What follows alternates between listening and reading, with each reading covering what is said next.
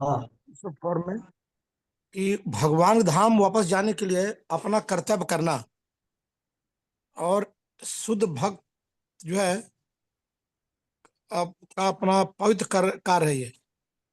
शुद्ध भक्तों का हाँ। पवित्र कार्य है। अच्छा, सभी लोग पवित्र, बाकी जो अन्य लोग जो है ढोंग रचते हैं और मनमाना तरीके से कार्य करते हैं, तो उनको सकाम कर्मों के जन्म मृत्यु चक्र कारण होता है। लेकिन वही बात जो सद्धर्म हम करेंगे तभी भगवान के धाम जाने के लिए बहुत अच्छा बताया था, चर्चा किया था आपने। और बिल्कुल बिल्कुल। सदैव स्मरण बहुत होना अच्छा। चाहिए कि एक सेकंड, जस्ट आप जो बोले सिर्फ मैं दिखाना चाहता हूँ, बहुत महत्वपूर्ण चीज आपने बताया, बहुत बहुत जी धन्यवाद। जी जी हाँ है ये श्लोक संख्या हाँ, ये चौथे श्लोक में होगा ये। जी, फोर में। चौथे श्लोक के लास्ट वाले संदर्भ में प्रभु जी, हाँ लास्ट ये देखो। पैराग्राफ। यस, ये रहा अवतार यहाँ है। सद्धर्म शब्द महत्वपूर्ण है। सद्धर्म ये सनातन धर्म, क्योंकि सनातनी आजकल बोल रहे हैं, लेकिन सनातन धर्म क्या है यहाँ बताया जी कि भगवान के धाम वापस जाने के लिए अपना कर्तव्य करना और इस तरह उनका शुद्ध भक्त बनना पवित्र कार्य है। तो ये है सद्धर्म। अन्य सभी लोग पवित्र होने का ढोंग रच सकते हैं, क्योंकि वास्तव में वो ऐसे होते नहीं है।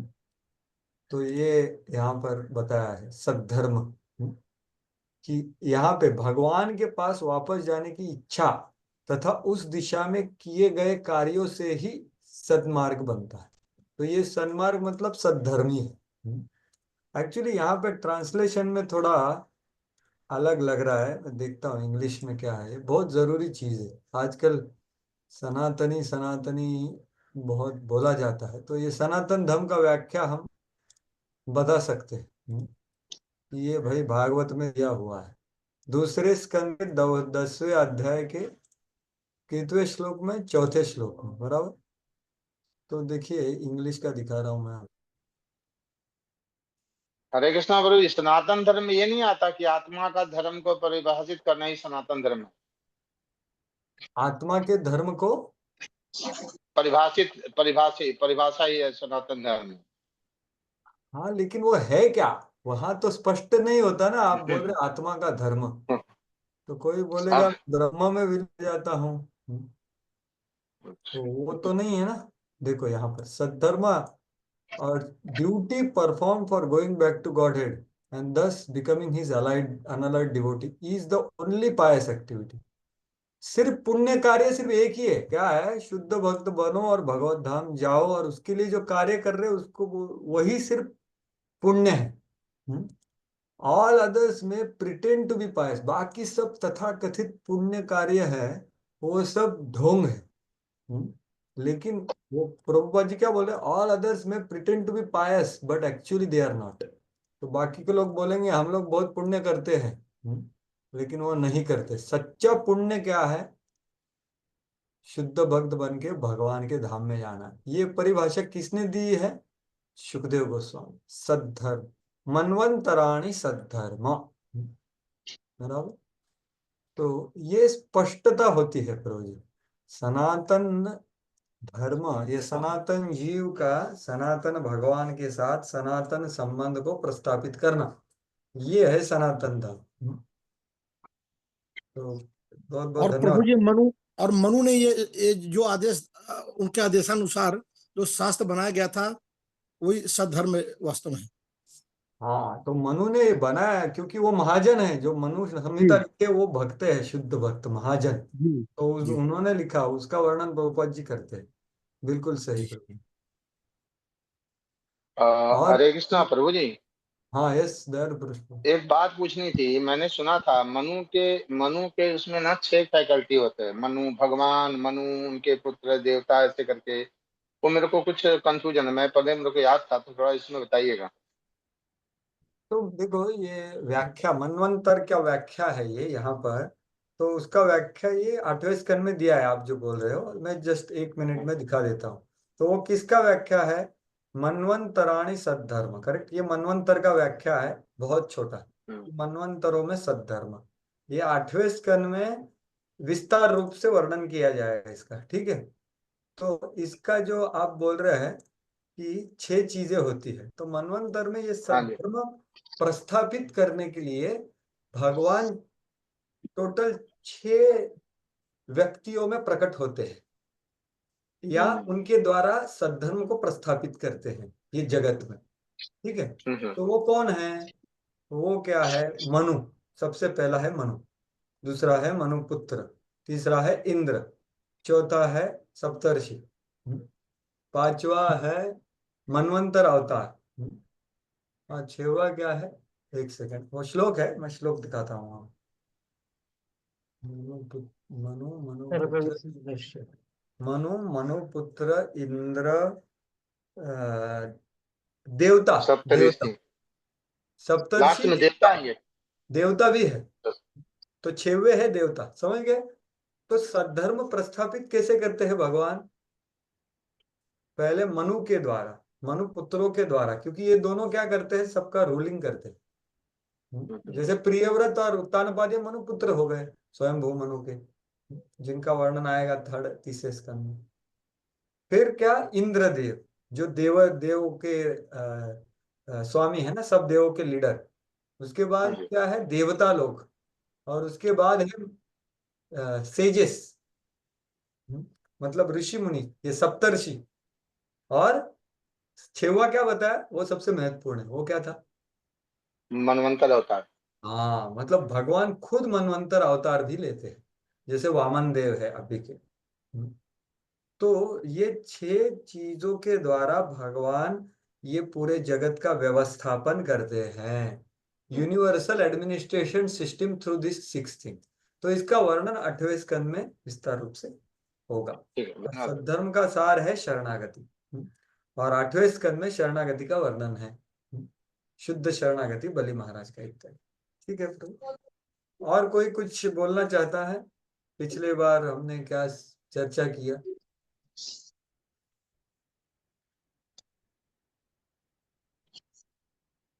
पिछला एक ही क्लास हुआ ना, ये 10 विषय वस्तु पे हम लोग हाँ 10वें जी, हाँ जी, श्लोक तक एक क्लास हुआ, 2 एक क्लास हुआ? अभी एक ही एक हुआ, क्लास एक हुआ प्रभु जी। हाँ, तो ये 10 विषय वस्तु के बारे में कोई बोल नहीं रहा है। क्या मैंने कुछ बताया कि नहीं बताया किसी? मेरे मुझे को मुझे आश्रय तत्व जो है मूल है, और बाकी उसी की प्रधानता बताने के लिए बाकी तत्वों का वर्णन, ऐसा उसकी आपने समझा। प्रधानता बताने के लिए। और कि कुछ मेन उसका? आश्रय तत्व ही। हाँ, आश्रय तत्व ही है, लेकिन उसको इंगित करने के लिए, उसको अलग दिखाने के लिए बाकी 9 विषय वस्तु का वर्णन किया गया, बराबर। जी, जी। तो इसका कुछ उदाहरण दिया था मैंने। देखिए, माफ कीजिए, मैं पूछ क्यों रहा हूं, क्योंकि ये जो चश्मा हमें पहनना पड़ेगा, पूरा भागवत में हम प्रवेश करने वाले हैं तीसरे स्कंद से। तो ये 9वां और 10वां अध्याय जो है ना, तो ये भागवत का पूरा व्यवस्थित विधि है कि 10 विषय वस्तु है। तो इसलिए मैं थोड़ा पहले चर्चा कर रहा हूँ आगे बढ़ने से पहले। वृक्ष का दिया था पुलिस, ध्यान आ रहा है मुझे वृक्ष का। बिल्कुल, तो क्या था उदाहरण बताइए। वृक्ष का था, जैसे में मूल क्या है, जड़ है, उसमें पत्ते हैं, फूल है, फल है, इत्यादि है। बाकी चीजों को हम जैसे देखते हैं, उसका वर्णन करते हैं, ताकि वहाँ जड़ तक, मेन जगह तक हम, या वहां तक हम पहुंच पाए, ताकि उसके विषय में हम समझ पाए। ऐसा बताया था ये हमको। बिल्कुल बिल्कुल सही बोला। तो हम मूल को देख सकते हैं क्या? नहीं। नहीं देख सकते। हम क्या देख सकते हैं? फल, पत्ता, फूल, तना, बराबर। जी। तो वैसा ही जीव अपने जीवन में सर्ग, विसर्ग, स्थान, पोषण, ऊति, इसका वैयक्तिक रूप से अनुभव करता है। तो इसलिए उसका वर्णन किया है कि भाई, जैसे मूल से सबका पोषण होता है और मूल से सबका प्राकटीकरण होता है, स्रोत है ना, वैसा ही ये जो 9 चीजें हैं, ये सभी चीजें कहाँ से प्रकट होती है? कहाँ से क्या प्रकट होती है? मूल से आश्रय प्रकट से। होते हैं जो भगवान से हैं। भगवान से, विशेष रूप से भौतिक जगत महाविष्णु से। महाविष्णु से प्रकट होता है, महाविष्णु द्वारा गर्भोदक्षय विष्णु, क्षीरोदक्षय विष्णु इत्यादि द्वारा उसका पालन होता है, उसमें ये सब होता है, और फिर पूरा संहार भी उसमें हो जाता है।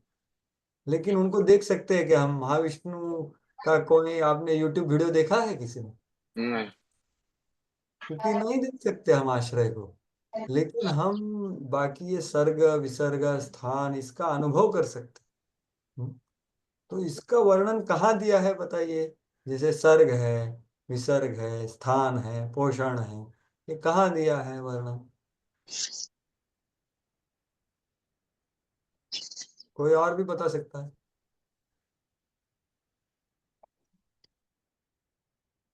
हाँ यस, तो राजेश को। श्लोक क्रमांक श्लोक श्लोक हाँ श्लोक राजेश 3 को में दिया बताइए। गुरुजी। हाँ 10.2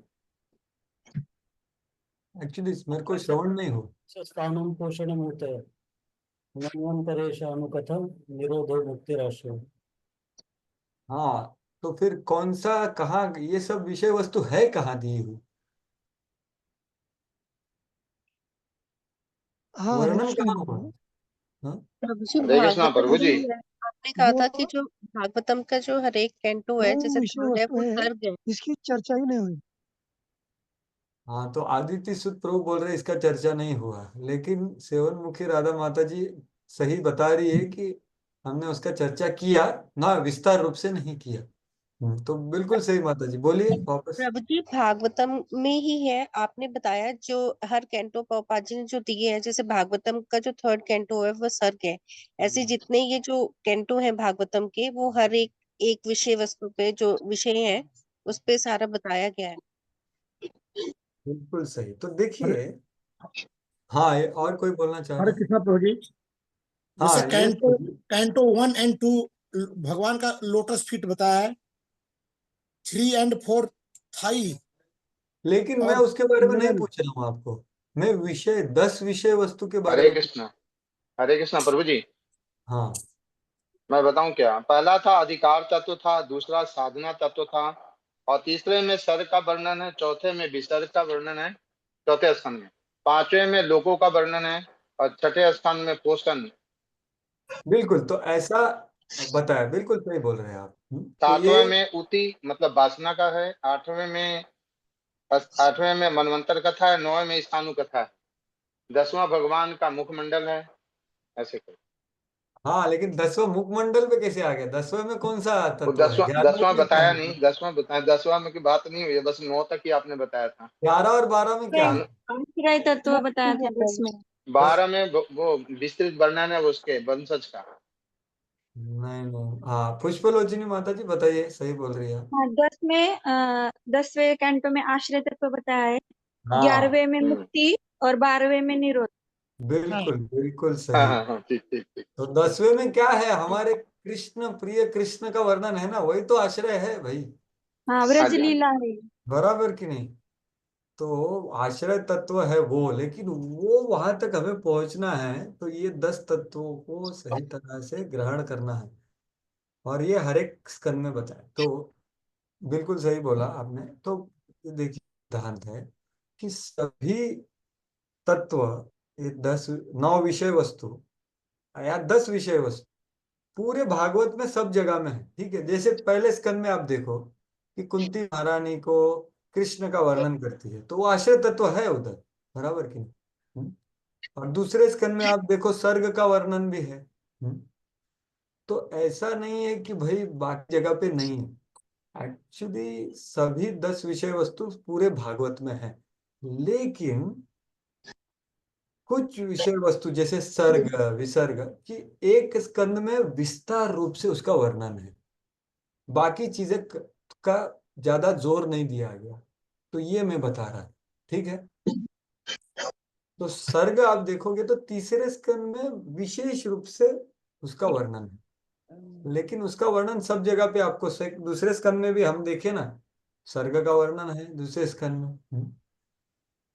तो इसलिए विशेष रूप से तीसरे स्कंद में स्कंद सर्ग, चौथे स्कंद में विसर्ग इत्यादि, ऐसे 8वें स्कंद में मनवंतर, जब भी मैंने अभी बताया, और 11वें में मुक्ति, जो उद्धव गीत, जो उद्धव जी को भगवान बताते हैं मुक्ति, तो ये विशेष रूप से बताया है, ठीक है। तो ये 10 विषय वस्तुओं का महत्व है और वो हमें जानना चाहिए। और ये जो पेड़ है ना, पेड़ जो मूल से प्रकट होता है, तो आप देखिए ये श्लोक पढ़िए। कौन सा श्लोक? 7वां श्लोक। वो सब बहुत महत्वपूर्ण श्लोक है। 7वां श्लोक का भाषण, आभासश्च निरोधश्च यतोस्त अध्यवसीयते स आश्रय परब्रह्म परमात्मेति शब्दते। तो इसका भाषांतर पढ़िए कोई। हरे कृष्ण प्रभु जी। हाँ पढ़िए।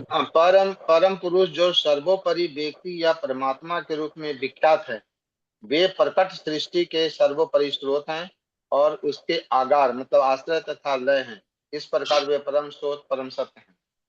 हाँ, तो यहाँ पर देखो, ये जो श्लोक है ना, ये उपसंहार बोलते हैं इसको। कि अभी तक जो बताया उसका पूरा सार रूप में ये श्लोक में बताया है। तो क्या बता रहे हैं? आभास और निरोध, मतलब किसी भी चीज का सृष्टि और किसी भी चीज का लय, ये दोनों चीज जिससे प्रकट होता है और जिसकी वजह से आपको उसका अध्यवसाय होता है। अध्यवसाय मतलब, देखो यहाँ पर अभी हिंदी में लिखा है प्रकट। देखो, स्रोत होना एक बात होती है और आपको अनुभव कराना एक दूसरी बात होती है, बराबर। तो यतः का मतलब है वो उसका स्रोत है, और अध्यवसाय, अध्यवसाय मतलब क्या? कि उसका आपको अनुभव दिलाते हैं। क्योंकि ये जगत को प्रतिबिंब बोला है ना, विकृत प्रतिबिंब, बराबर। तो ये प्रतिबिंब आपको दिखाया जाता है, अध्यवसाय होता है, प्रकट होता है। इसलिए ये जगत अलग अलग लोगों को अलग अलग अध्यवसाय करता है, क्योंकि वो भगवान के द्वारा दिखाया जाता है वो। तो ये बात यहाँ, और जिससे वो आता है और जिससे वो दिखाया जाता है, क्या? आभास और निरोध, किसी का भी सृष्टि और किसी का भी लय, ये दो चीज जिससे होता है। यतो अस्ति मतलब जिससे होता है और जिससे उसको दिखाया जाता है, अनुभवाया जाता है, प्रकाशते। तो वो जो है वो है आश्रय। तो इसलिए ये 9 विषय वस्तुओं से ये अलग है। तो मूल की वजह से हमें ये सब पूरा पेड़ दिखाई पड़ता है और मूल से ही सब आता है। तो इसलिए 15वें अध्याय में भगवान क्या बोलते हैं? 15वां अध्याय भगवत गीता का भारत में बहुत सारे लोग कंठस्थ करते हैं। आप में से भी किसी का कंठस्थ होगा, बराबर कि नहीं? कितने लोग हैं इधर कंठस्थ है? सुकुलिनी माता जी बोल रही है, बराबर। जगदीश शिमाली प्रभु 15वां अध्याय कंठस्थ है, सुविद्या माता जी भी बोल रही है। तो उसमें क्या बोला है? पहले 5 श्लोकों में यही तो वर्णन है ना, कि भाई ये जगत क्या है? एक उल्टा पेड़ है बरकत का। लेकिन उधर उधर बोला क्या गया है? आदेश क्या दिया है भगवान ने? कि भाई उसके मूल को ढूंढो, बराबर कि नहीं? वो क्या श्लोक है? मतलब मेरा तो कंठस्थ नहीं है, लेकिन किसी का होगा तो आप बता सकते हो, मैं देख के बता सकता हूँ। शाकम अश्वत्थ प्रारूढ़ नहीं, पूरा मत रिसाइट कीजिए। ये वाला श्लोक देखो, न रूपमस्य है तथोपलभ्यते, नान्तोर न चादिर न च संप्रतिष्ठा। नहीं, ये भी नहीं, इसके आगे वाला श्लोक, चौथा श्लोक बोल रहा हूँ मैं, 15.2। तो ये पहले 3 श्लोकों में ये भौतिक जगत एक विकृत प्रतिबिंब, उल्टा बरकत का पेड़ है, इसका वर्णन है, बराबर। लेकिन चौथे श्लोक में आदेश दिया गया है, क्या? ततः पदम तत्परिमार्गितव्यम, यस्मिन न यस्मिन गता न निवर्तन्ति भूयः तमेव चाद्यम पुरुषम प्रपद्ये यतः प्रवृत्ति प्रसूता पुराण। तो भाई उसका जो तल है, उसका जो मूल है, उसको ढूंढना है। तो वो है आश्रम, समझ रहे आप? तो ये पूरा भौतिक जगत का जो सपना है ना, वो है ये 9 विषय वस्तु। और वो भगवान प्रकट करते हैं अपनी इच्छाओं की वजह से। क्योंकि वो जो 15वें अध्याय में जो प्रतिबिंब पड़ा है, वो किसके ऊपर प्रतिबिंब पड़ा है? किसी को याद है? जल में। बिल्कुल जल में। वो जल क्या है? इच्छा वो जल है व्यक्ति की अपनी हाँ, इच्छाएं। हमारी इच्छा। बहुत हमारी भौतिक इच्छा का जल रूपी नदी में वो आध्यात्मिक जगत का विकृत प्रतिबिंब पड़ता है। मतलब क्या, हर एक जीवात्मा के लिए ये पेड़ अलग अलग दिखता है। तो वही चीज भगवान प्रकट कराते हैं, वो है 7वां श्लोक। तो ये समझिए, आभासश्च निरोधश्च। ये भौतिक जगत ये मिथ्या नहीं है, लेकिन ये नश्वर है। और ये हमारे लिए प्रकट किया जाता है हमारी इच्छाओं द्वारा। और वो कौन प्रकट करते? आश्रय तत्व भगवान। और वो आश्रय को कभी कुछ लोग ब्रह्म बोलते हैं, कुछ लोग परमात्मा बोलते हैं। ठीक है। यस, कोई कुछ बोल रहा था? हरे कृष्ण।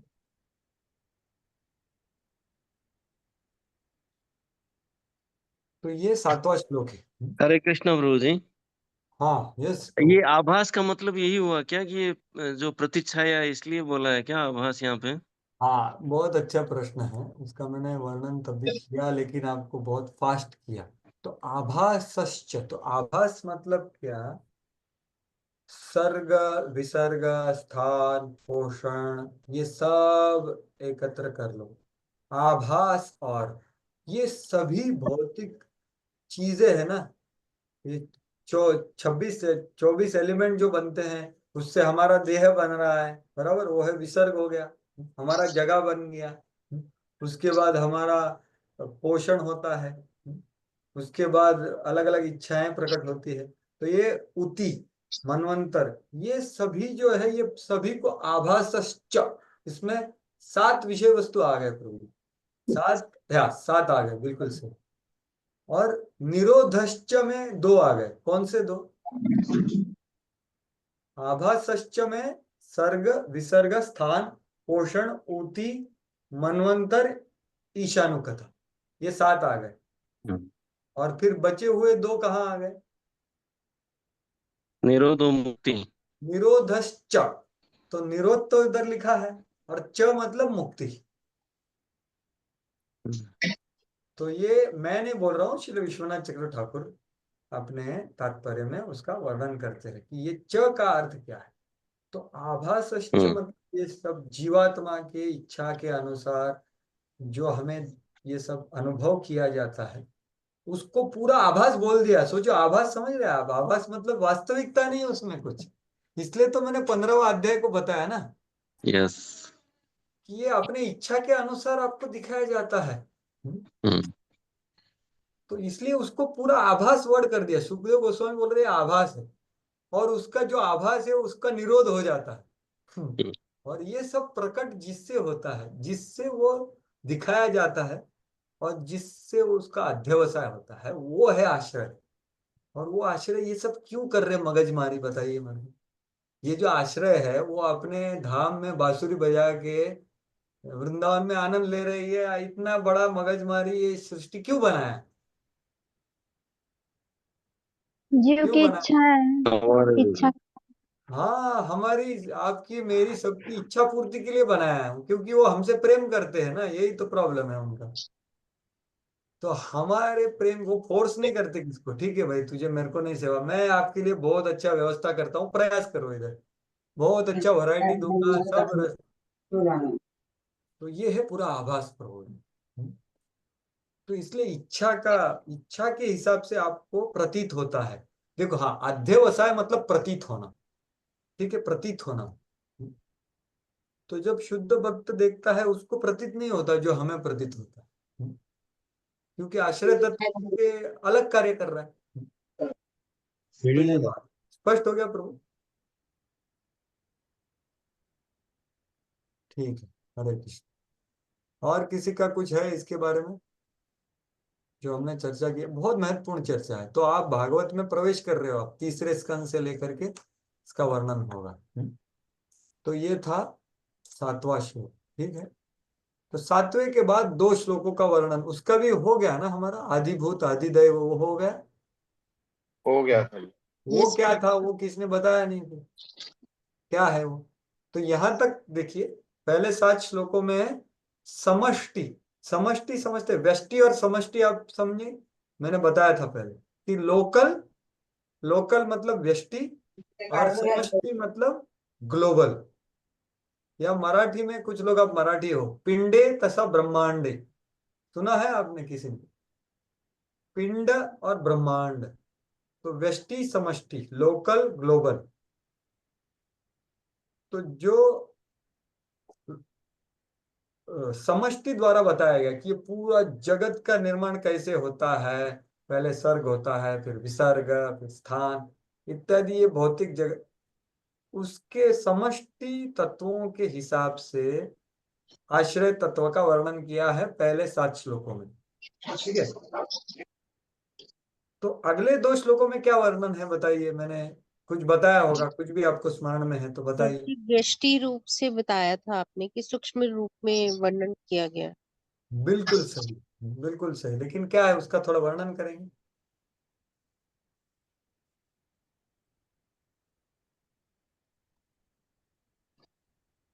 यस जगदीश को कुछ जो बोलना। आंखों से दिखता है वो अधिभौतिक है, और जो नियंत्रक है वो अधिदैविक है, और ये जो आत्मा है वो आध्यात्मिक है, नहीं, कर्ता। हाँ आप काफी पास गए हैं। देखो, आदि भौतिक, आदि दैविक और आध्यात्मिक, ये 3 चीज, ये 3 पुरुषों को बताया, बराबर। और कोई कुछ बोलना चाहेगा इसके बारे में? सेवन मुखी माता जी आपने सही बताया, लेकिन थोड़ा उसका वर्णन कीजिए। और प्रभु जी, मतलब कि जो इंद्रियों के स्वामी है, जो इंद्रियों इंद्रियों वो आध्यात्मिक पुरुष है। और जो मतलब कि नियंता और नियंत्रक है, जो नियंता है वो आद, अ, जो वश में करते हैं, मतलब कि वो आदि देविक है, जिन्होंने बिल्कुल सही, कंट्रोल कर रखी है इंद्रियां। बिल्कुल। और आध्यात्मिक क्या है? आधिदैविक हो गए देवता लोग, बराबर। हाँ जी, जैसे कोरोना आया, ये सब आधिदैविक मिजरी बोलते हैं ना हम लोग, हाँ आधिदैविक जी, केस। तो ये देवताओं की वजह से, सुपीरियर हाँ पावर्स। जी। आध्यात्मिक क्या है? आध्यात्मिक पुरुष क्या है? प्रभु जी, जो नियंत्रित जीवात्मा जो है, हाँ, उसकी इंद्रिया, हाँ जी, उसकी इंद्रिया नियंत्रण में होती है, इंद्रिया नियंत्रण करते हैं। ओके प्रभु जैसे जी। सूर्य है, वो अपनी आंख के ऊपर नियंत्रित करता है, मतलब दृष्टि के ऊपर, आंख के ऊपर नहीं। हमारी जो दृष्टि है, अभी मैं आप सब लोगों का, कुछ भक्तों का वीडियो देख रहा हूँ और बहुत प्रसन्न हो रहा है, कुछ लोगों ने चालू नहीं किया कुछ कारणों। तो ये देख क्यों पा रहा हूँ? क्योंकि सूर्य देव का मेरे ऊपर कृपा, इसलिए मैं दृष्टिक्षेप कर पा रहा हूँ। ठीक है, तो ये आधिदैविक मतलब सूर्य देव, और आध्यात्मिक मतलब मेरा दृष्टि जो मेरे आत्मा में है। तो ये 2 चीज अलग किससे होता है? वो प्रभु तीसरा जी, पुरुष ये है, वो कौन सा है? शरीर शरीर से अलग होता है, देह के कारण अलग है, तो वो आदि भौतिक कहलाए। बिल्कुल, बिल्कुल सही। यस विनोद कृष्ण को आप कुछ बोलना चाह रहे नहीं नहीं प्रभु, नहीं नहीं। हैं? नहीं, मेरे को इधर दिखा इसलिए लगा, ठीक है। तो जो आदि भौतिक पुरुष है ना, वो मतलब हमारा शरीर, तो उसकी वजह से ये दोनों का अलग हो जाता है। तो ये शरीर मतलब मेरा, ये जो भूप आप देख रहे हो ना, ये आंख जो है वो है। तो वो जब आ गया तो फिर मैं, ये 3 चीज हो गया, मेरा दृष्टि जो आत्मा में है, और वो सपने में मैं वो दृष्टि से देख सकता हूँ, बराबर की। सपने में आंख का जरूरत है क्या किसको? नहीं, हो सपने में आप आपके आत्मा के चक्षु से देख सकते, बराबर, और अनुभव करते। तो वो है आध्यात्मिक पुरुष, हमारा दृष्टि। हम्म। और जो सूर्य है वो उसको नियंत्रित करता है। तो उसका कृपा नहीं हुआ तो क्या हो जाता है? आंख चला जाता है आदमी का, देख नहीं पाता वो। हम्म। लेकिन जब ये आंख आता है, ये जो ग्रॉस आय है, उसकी वजह से ये 2 चीज अलग हो जाता है। तो ये तीनों जो लोग हैं, तो ये हो गया 8वां श्लोक में वर्णन। पीछे बसते ना। हाँ, ये आपको शेयर किया है ना स्क्रीन? हो ये वीडियो चालू है। स्क्रीन दिख रहा है क्या आपको? यस प्रभु जी, दिख रहा है। ओके, दिख रहा है, वेरी गुड। तो ये जो है, ये जो श्लोक मैंने अभी बताया कि विभिन्न इंद्रियों से युक्त व्यक्ति तो ये आध्यात्मिक पुरुष कहलाता है। इन इंद्रियों को वश रखने वाला देव आदि दैविक कहलाता है। और नेत्र गोलोकों में दिखने वाला स्वरूप आदि हरे कृष्णा प्रभु जी, कुछ लोग भौतिक। अनम्यूट है तो आपकी ध्वनि बाधित हो रही है प्रभु जी, वो ठीक से सुनाई नहीं दे रहा है। तो प्लीज सब जने अनम्यूट कीजिए ना, वो अननेसेसरी। कौन अनम्यूट करो क्या? समझ में नहीं प्रभु आ जी रहा। वो नोटिस पता नहीं, अनम्यूट है तो उनका मिक्स होता है और आपका सुनाई नहीं देता प्रभु जी, बीच बीच में बार बार हो रहा है ये। हाँ, तो बाकी लोगों को क्या करना चाहिए आप बताइए, मेरे को पता नहीं। बोल लेने के बाद अपने आप को म्यूट कर लेना चाहिए ना, फिर डिस्टर्ब होता है तो हाँ फिर फायदा क्या हो? करेक्ट समझ करेक्ट, समझते नहीं तो लोग, ठीक कितने है। ऊपर क्लास के हैं। यस, तो सब भक्तों को अनुरोध है कि आप जब भागो हमारे चर्चा में भाग लेते हो तो अनम्यूट कीजिए और आपका व्यक्त होने के बाद वापस म्यूट कर दीजिए, तो जिससे श्रवण अच्छा होगा सबका। ठीक है, तो मैं बहुत बहुत धन्यवाद प्रभु। तो ये श्लोक का मैंने वर्णन किया अभी। तो ये सब चल रहा है अभी कौन से स्तर पे चल रहा है? ये ये नेत्र जगत के गोलक स्तर रह पे गया नहीं प्रभु चल जी। रहा। हाँ, ये लास्ट में आपने बताया ना, ये जो अभी हम पर्पल जो शब्द पढ़ रहे थे, अर्थ जो पढ़ रहे थे, विभिन्न इंद्रियों से हाँ, युक्त व्यक्ति को वो कहलाता, आध्यात्मिक कहलाता, उसको बस में करने वाला दैविक कहलाता, और नेत्र गोलक बनाने वाला अधिभौतिक कहलाता है। ये रह गया था। बिल्कुल सही, बिल्कुल सही। तो ये कौन से चीज, कौन से हिसाब से वर्णन हो रहा है? ये है व्यष्टि, हमारे वैयक्तिक अस्तित्व में इसका वर्णन है। बराबर, आध्यात्मिक पुरुष, आदि दैविक पुरुष, आदि भौतिक पुरुष, ये सब हम में है और सब में है। बराबर कि नहीं? तो एक आप मच्छर भी लोगे उसको भी ये सब होता है कि नहीं होता, बताइए। तो ये सभी जीवात्माओं में ये, तो ये व्यष्टि लेवल पे चर्चा चल रही है। लेकिन यहाँ पे आश्रय तत्व कहाँ आया? यहाँ पे वर्णन चल रहा है आश्रय तत्व का। आश्रय किधर है ये? वो कहाँ प्रभु बताया? जी डिपेंडेंट है ना प्रभु जी, जैसे शरीर के ऊपर सब डिपेंडेंट है कि हाँ, शरीर के कारण ही वो है, तो ये आश्रय है। जैसे इसमें आपने अभी सूर्य का उदाहरण दिया, तो प्रभु जी वो आश्रय ही है ना उसके ऊपर। जो अग्नि है वो सूर्य हम्म, पे आश्रित है, हाँ, तो ये आश्रय तत्व ही आएगा प्रभु जी। हाँ, बिल्कुल। तो इसका वर्णन अगले श्लोक में किया है। बराबर, अगला श्लोक। आश्रय इससे स्वतंत्र है। तो ये ये जो प्रभु जी तीन, अगले श्लोक में सूर्य का ही उदाहरण दिया हुआ है कि अगर सूर्य है हम तभी देख पा रहे हैं, रोशनी है। अगर अंधकार होगा तो हम अंधकार में नहीं देख पाएंगे, तो हम मतलब कि आश्रित है। और इसी तरह जैसे बिजली है, जो आ रही है, बिजली लाइट हमारे पास आ रही है, तो वो भी किसी ना किसी के थ्रू आ रही है, सोर्स है, हम उस पे आश्रित है। का सार ये है कि ये जो तीन चीजें,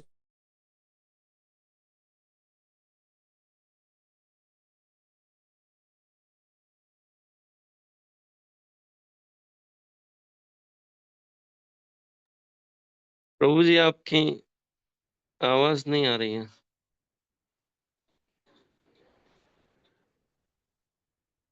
शायद डिस्कनेक्ट हो गए। हरे कृष्णा कृष्णा कृष्णा हरे हरे, हाँ भैया, हरे हरे राम हरे राम राम राम हरे। हरे। बीच में बंद हो गया था शायद, इसलिए हाँ मैंने हाँ, यस यस प्रभु बोला, जी। लेकिन बहुत जल्दी चालू हो गया। अच्छी बात है, एक मंत्र भी नहीं हुआ और चालू हो गया। तो ये अनोन्य आश्रित है। तो अनोन्य आश्रित कुछ आश्रय हो सकता है क्या? नहीं हो सकता। तो ये तीनों में से कुछ भी आश्रित नहीं है। तो सूर्य देव इतने शक्तिशाली है लेकिन वो भी आश्रय नहीं है। तो आश्रय कौन है? तो एकम एकतरा भावे यदो नो लोभापहम, मतलब ये तीनों विविध जीवात्माओं की उपयुक्त। तो ये हम सब जीवात्मा के उपयुक्त है ना, आध्यात्मिक, आदि भौतिक, आदि दैविक पुरुष। उसकी वजह से हम सब अनुभव करते हैं इस जगत में भोग का। या भक्ति का भी अनुभव उससे ही तो करते हैं। बराबर की नहीं? तो उपयुक्त तो है हमारे लिए, लेकिन ये तीनों अवस्थाएं अनोन्य आश्रित है। किसी के एक के अभाव में दूसरे को समझा नहीं जा सकता। इसका अर्थ क्या है? मतलब ये तीन चीज जो है, इसमें से एक आप निकाल दोगे तो ये दो काम नहीं करेगा। कौन सा भी एक निकालो, बाकी के दो काम नहीं करेंगे। ये बात है। तो ये अनन्याश्रित है, तो इसका वर्णन हमने किया, प्रभुपाद जी पूरा वर्णन करते हैं। लेकिन यहाँ पे आश्रय कहाँ आया वो मैं पूछ रहा था। आश्रय तत्व का वर्णन हो रहा है ना व्यष्टि रूप में, तो ये दूसरा जो लाइन है वो है आश्रय। तो उसका अर्थ क्या है? हाँ ये पढ़िए। किंतु परमेश्वर इन सबको एक दूसरे के आश्रय रूप में देखते हुए इन सबसे स्वतंत्र है, अतः वे परम आश्रय हैं। हाँ प्रभु जी स्क्रीन हाँ ओके, वापस स्क्रीन शेयर करना है, सॉरी वो बीच में बंद हो गया। हाँ ठीक है, शेयर कर दिया। तो यहाँ पर आश्रय का व्याख्या कैसे किया है व्यष्टि रूप में कि भाई जो त्रितयम तयो यो वेद, जो ये तीन अवस्थाओं को या पुरुषों को जानता है। त्रितयम मतलब ये तीन अवस्था जो जानता है, वो स आत्मा स्व आश्रय आश्रय, तो वो है एक स्तर पे आत्मा, एक स्तर पे परमात्मा, एक स्तर पे भगवान, ये तीनों हो सकते हैं। लेकिन उसको यहां पर एक ही शब्द में बोला है, क्या बोला है? आत्मा, राइट। तो एक तरह से हम देखा जाए ब्रह्मन साक्षात्कार, तो वो क्या है? मैं जानना कि मैं एक विटनेस हूं, ये तीनों अवस्थाएं मेरी नहीं है, मैं अलग हूं इससे। क्योंकि ये सब पेड़ आभासी है ना, आदि भौतिक आदि दैविक आध्यात्मिक क्या है, ये सब सब आभास में ही है। मैं अलग हूं, मैं पेड़ को देख रहा हूं, तो वो आत्मा ब्रह्म, अहम ब्रह्मास्मि। लेकिन ये आत्मा को क्या बोला है? स्व आश्रय आश्रय, मतलब क्या कि वो खुद का आश्रय है, मतलब उसका कोई आश्रय नहीं है। तो ये किसका बात हो रहा है? ये हो रहा है भगवान का बात। क्योंकि परमात्मा भी देखो, आत्मा परमात्मा के ऊपर आश्रित है। जब परमात्मा देह छोड़ के जाता है तो आत्मा भी छोड़ के और दूसरे शरीर में हो जाता है, उसके पीछे पीछे जाता है अपना सूक्ष्म देह लेकर के। लेकिन परमात्मा भी किसके ऊपर आश्रित है? भगवान का वो एक विस्तार है, बराबर। जो भगवत गीता में भगवान बोलते हैं ना, ये तद, कि मैं कितना आपको विभूति बताऊं, मेरे एक अंश से ये पूरा भौतिक जगत में चलाता हूँ। क्या वो श्लोक है? 10वें के 11वें अध्याय में आता है ना। तो परमात्मा के भी आश्रय कौन है? भगवान। तो भगवान स्व आश्रय आश्रय है, उनका कोई आश्रय नहीं है। तो ये है आश्रय तत्व का व्याख्या। और भक्तों, जो ऑथोराइज्ड भागवतम वक्ता है, वो ये आश्रय तत्व को इंगित करते हुए पूरे भागवत का वर्णन करते हैं। ये है दूसरा श्लोक। दशमस्य विशुद्धर्थम नवानामिह लक्षणम वर्णयन्ति महात्मानः श्रुतेनार्थेन चान्यसा। कि भाई व्यष्टि रूप में हो या समष्टि रूप में हो, पूरे भागवत में ये आश्रय तत्व को इंगित किया गया है, अलग अलग प्रार्थनाओं में, अलग अलग कहानियों में इत्यादि। तो यही है, और कुछ नहीं है भागवत में। तो ये पहले 9 श्लोकों का वर्णन है। तो इसको अच्छी तरह से समझे, अच्छी तरह से आप तात्पर्य को पढ़ सकते हैं, क्योंकि ये पूरा भागवत है, पूरा भागवत यहाँ पे आपको दिखेगा। तो पिछला अध्याय भी वही था, लेकिन वो पूरा भागवत का कंटेंट था। कंटेंट क्या, प्रिंसिपल्स बोलूंगा मैं, संबंध अभिधेय प्रयोजन। और यहाँ पर है उसका व्यवस्थित विधि, ये 10 विषय वस्तु। तो ये दोनों अध्याय है हमारे चश्मे पूरे भागवत में हमें ग्रहण करने। तो ये तात्पर्य का भी चर्चा हो गया था ना। ये जो 9वां श्लोक है, और यस प्रभु जी। 10वें श्लोक से हमें चालू करना है ना अभी। यस प्रभु जी।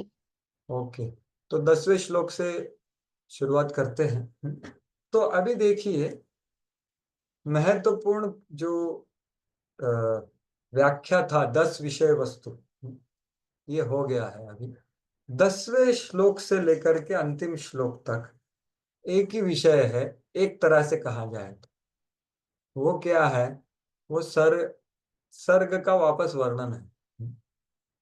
तीसरी बार ये दूसरे स्कंद में पहले अध्याय में भी इसका वर्णन है, विराट रूप का वर्णन है, बराबर, विराट रूप।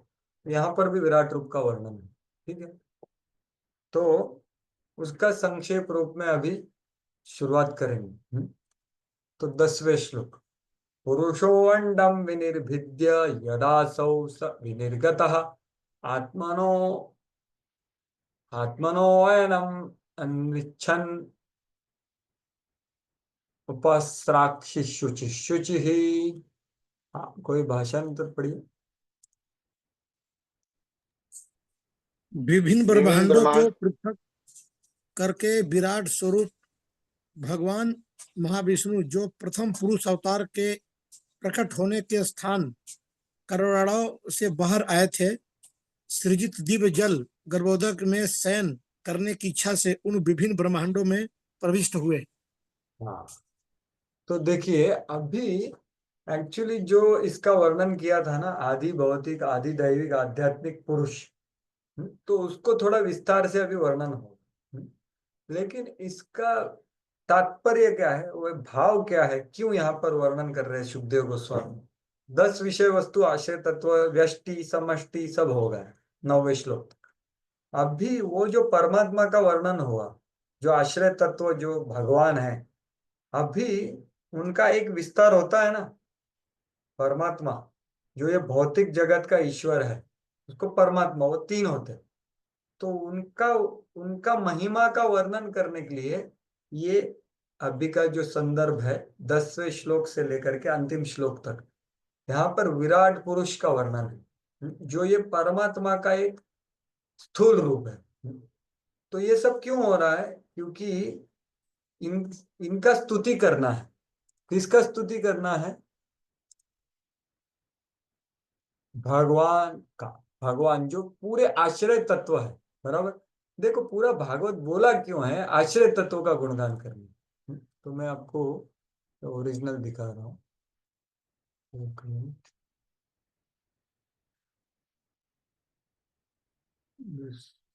हाँ, ये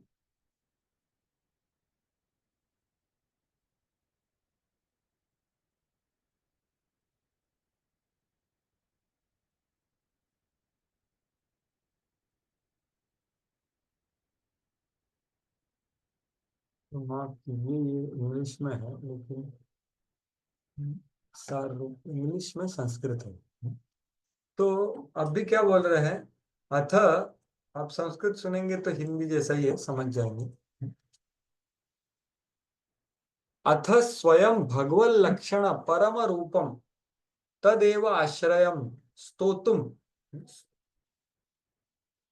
स्वयं भगवान कृष्ण, उनका परम रूप वही है आश्रय, उनका स्तुति करने के लिए क्या कर रहा है? तद अंश भूतस्य पुरुषस्य, उनका जो अंश भूत है वो पुरुष अवतार है। वैभवम, उसका गुणगान, उसका ऐश्वर्य, वैभव, उसका वैभव। तादृष्टन्वेना दर्शयति, कि ये परमात्मा जो पुरुष है वो भगवान का अंश, उस ये भगवान आश्रय तत्वों का स्तुति करने के लिए भगवान की शक्ति का वर्णन हो रहा है। कौन से भगवान? भगवान नहीं, परमात्मा का वर्णन हो रहा है, पुरुष अवतार का वर्णन हो रहा है। पुरुषस्य वैभवम तादृशत्वेन दर्शति पुरुष इति। तो ये बात है।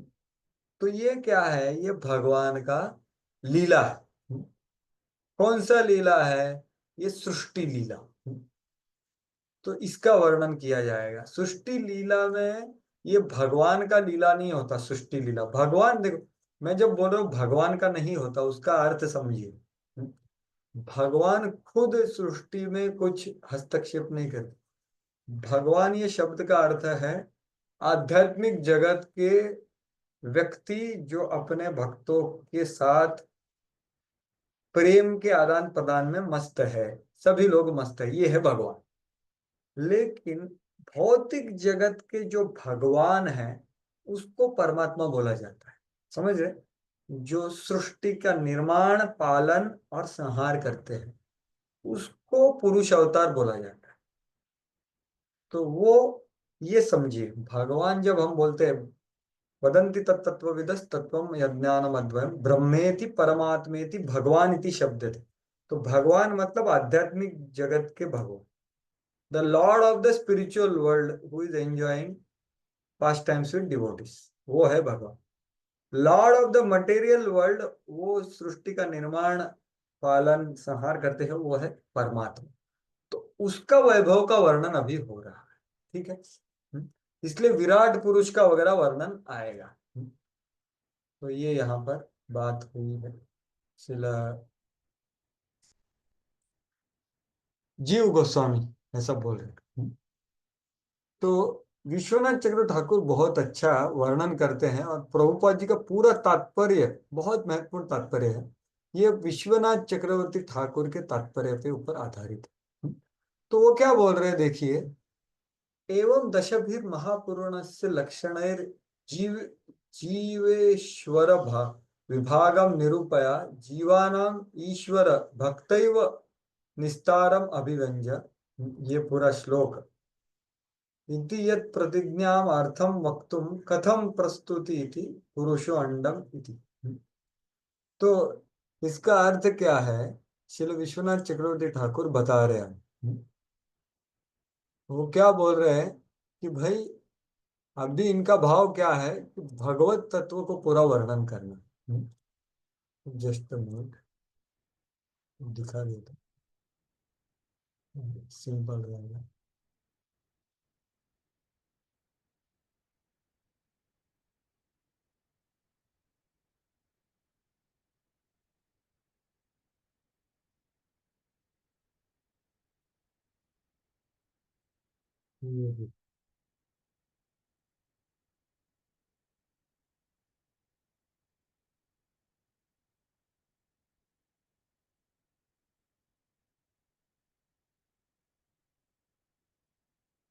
ये जो मैं वर्णन कर रहा हूँ ये है। हाँ, कि जीव और भगवान के बीच में जो अंतर है उसका वर्णन आश्रय तत्व के निरूपण द्वारा 10 विषय वस्तुओं के द्वारा बहुत अच्छी तरह से विलग कर दिया गया। भाई जीव अलग है, उसका आभास अलग है, उसका निरोध होता है, आश्रय अलग है, इसका बहुत अच्छी तरह से वर्णन हो गया, बराबर कि नहीं। अब भी क्या बोल रहे हैं सुखदेव, बोल रहे हैं in order to explain a topic promised, क्योंकि परीक्षित महाराज ने तीसरा प्रश्न किया था ना। कौन से श्लोक में, 2.8.11, अगर आप उसमें जाओगे तो वो प्रश्न का उत्तर देना चालू कर रहे हैं यहाँ पर। विश्वनाथ चक्रवर्ती ठाकुर बोल रहे, यद उत्तम त्वया पृष्ठो वैराजात पुरुषादिदम यथासित तद उपाख्या। तो मैं आपको वर्णन करूंगा जो आपने पूछा है। आपने क्या पूछा था कि भाई ये जो भौतिक जगत ब्रह्मांड है ये विराट रूप से कैसे प्रकट हुआ। ये आपने दूसरे स्कंद के 8वें अध्याय के 11वें श्लोक में तीसरा प्रश्न जो किया था। तो पहले 2 प्रश्नों का मैंने उत्तर दिया आपको, अभी तीसरा जो प्रश्न है उसका मैं उत्तर दे रहा हूं। तो इसलिए ये 10वें श्लोक से लेकर के आगे विराट रूप से कैसे ब्रह्मांड का निर्मित होता है इसका वर्णन है, ठीक है। ये है संदर्भ। अभी आगे आप देखिए, सुखदेव गोस्वामी को मानो परीक्षित महाराज बोलेंगे कि भाई आप इतने बार मेरे को विराट रूप के बारे में क्यों बता रहे हो यार। लीला अवतारों का कथा कितना मधुर है, कितना बढ़िया है। ये लीला और ये सृष्टि लीला के बारे में बारंबार आप क्यों बता रहे हो, और लीला अवतारों का बहुत ही संक्षेप में आपने बताया। ये जो विराट रूप है उसका तो आप ये स्कंद में तीसरी बार मेरे को अभी बताने जा रहे हो, ऐसा क्यों कर रहे हो आप। तो सुखदेव बोलते आप जो बोल रहे हो वो सही है। देखो लीला अवतारों का लीला कौन आनंद लेगा, जो आदमी पूरा शुद्ध हो गया है, नित्य सिद्ध है। लेकिन जो लोग माया के कोत में क्या बोलते हैं, माया गोद के में। गोद में, माया के गोद में। गोद नहीं तो इसको क्या बोलते हैं, आदरे रचेले स्वजनेर कोले हासिया काटानो काल। कि माया के जैसे बच्चे को कोई सुलाती है ना माँ, तो ये इसके ऊपर सुलाती है ना, उसको क्या बोलते हैं? जांग के ऊपर सुलाती है, उसको क्या बोलते हैं? जांग तो नहीं बोलते, लेकिन गोद ही बोलते हैं प्रभु जी लैप उसको। लैप गोद ही बोलते हैं। क्या घोल? गोद गोद नहीं गोद ही गोद, बोला जाता हाँ है, गोद लैप में। नहीं। तो जो लोग माया की कोल का गोद मतलब में, होता है, कोल का मतलब होता है पास में। हाँ तो गोद में, बंगाली शब्द अर्थ है ना, कोल का मतलब होता है पास में, हाँ कोले मतलब पास में ऐसा। तो जो माया की गोद में सो रहे हैं उनको लीला अवतार बता के क्या वो आनंद लेंगे? तो ऐसा विश्वनाथ चक्रवर्ती ठाकुर बोले। तो आप देखिए ये चीज प्रभुपाद जी भी बताते हैं। तो प्रभुपाद जी का प्रश्न देखते हैं हम लोग। देखिए आपके तात्पर्य में प्रभुपाद जी लिखते हैं। हाँ जी।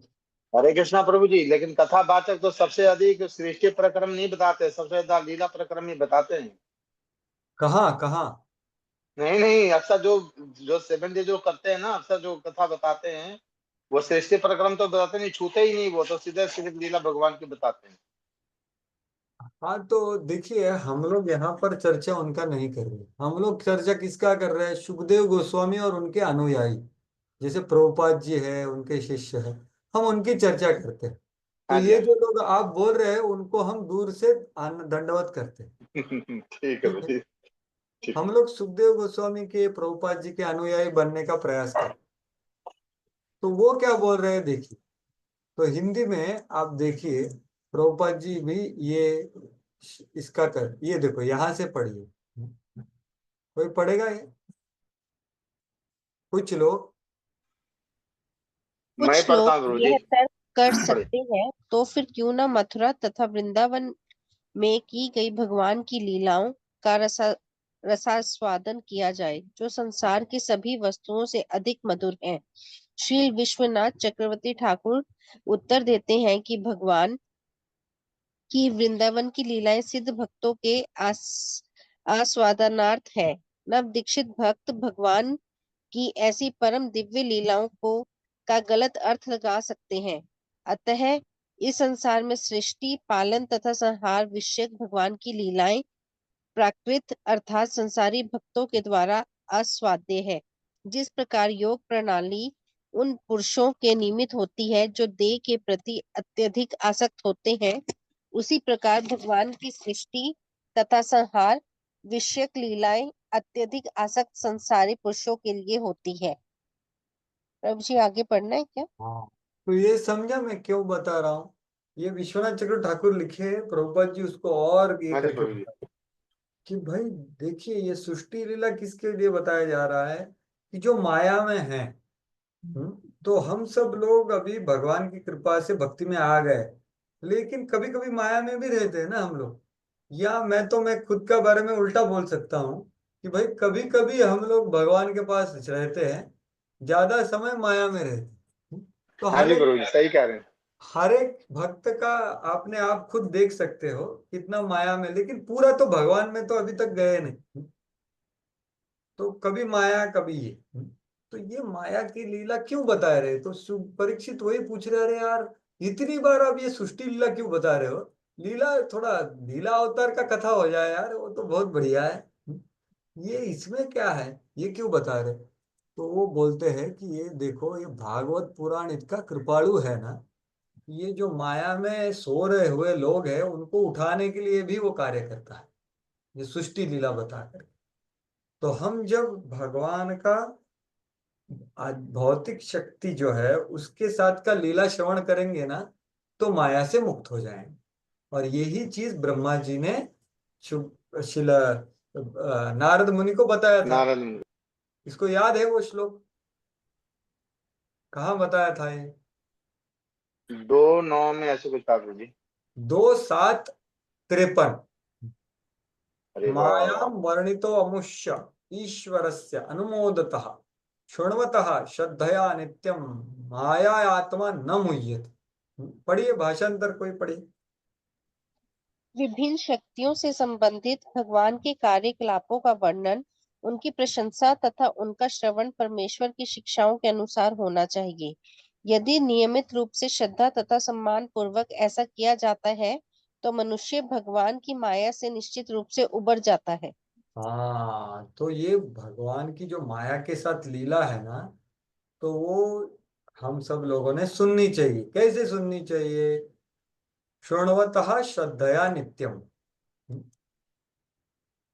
बारंबार श्रद्धा से श्रवण करना चाहिए। और इतना ही नहीं, आप बोलेगे यार ये क्लिष्ट चीज वापस वापस सुनना है, तो प्रभु सुखदेव गोस्वामी या ब्रह्मा जी क्या बोल रहे हैं? सिर्फ सुनना नहीं, उसका अनुमोदन भी करना है। मतलब क्या करना है? प्रशंसा करना है उसका। तो ये इतना आसान नहीं है, बराबर की नहीं? प्रशंसा करना इसका।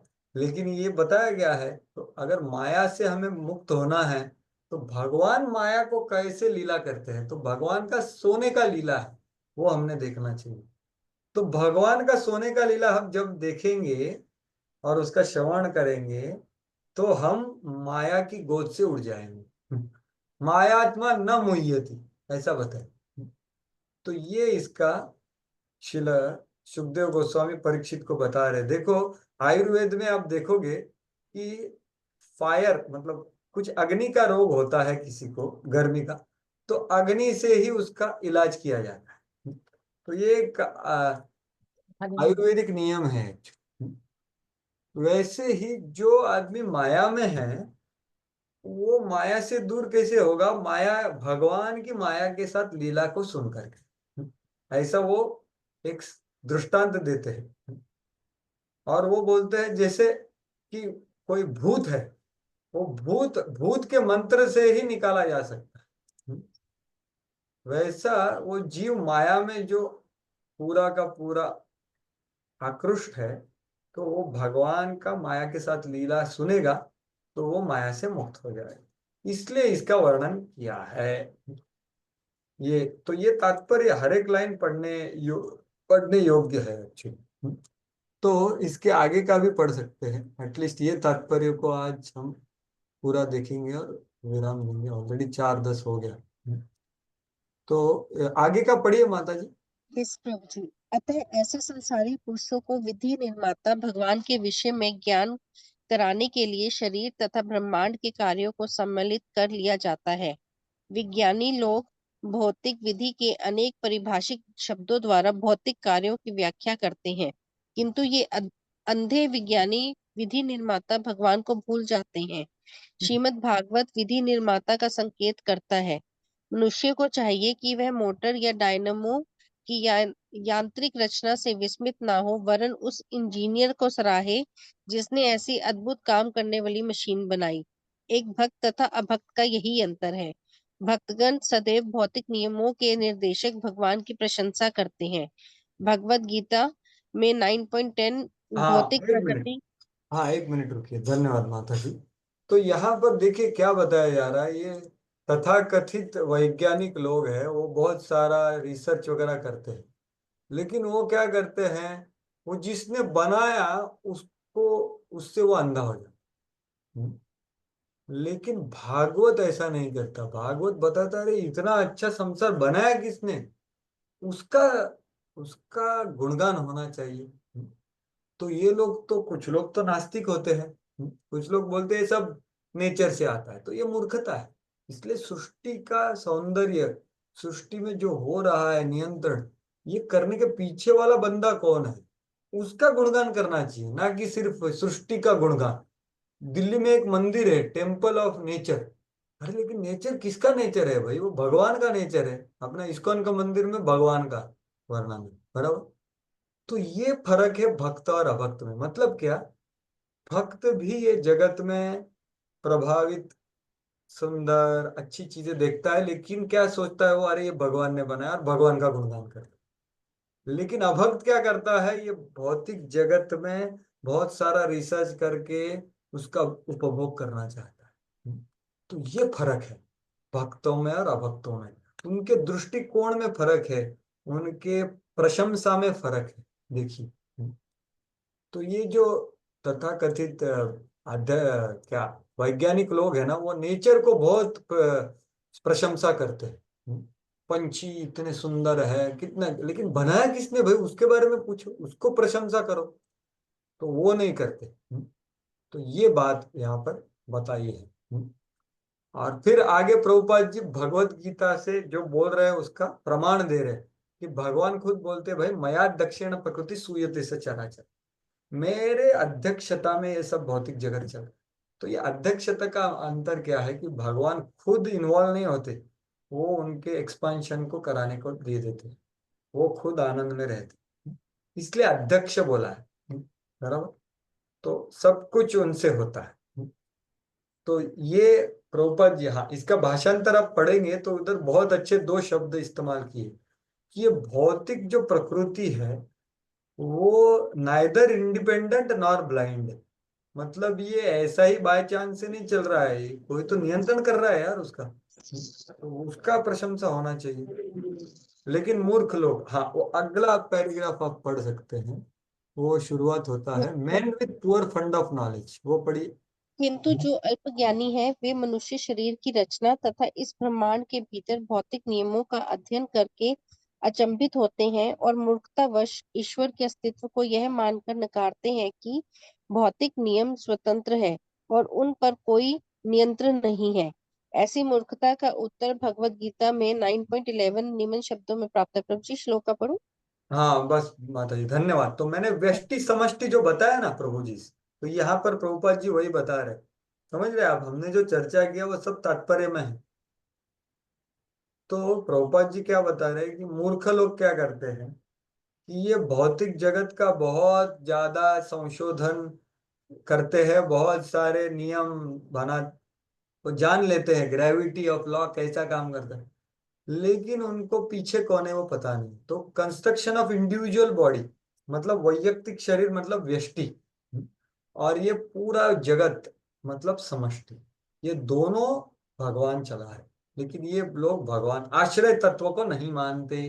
तो समझ में आया, ये इसका ही मैंने पहले वर्णन किया।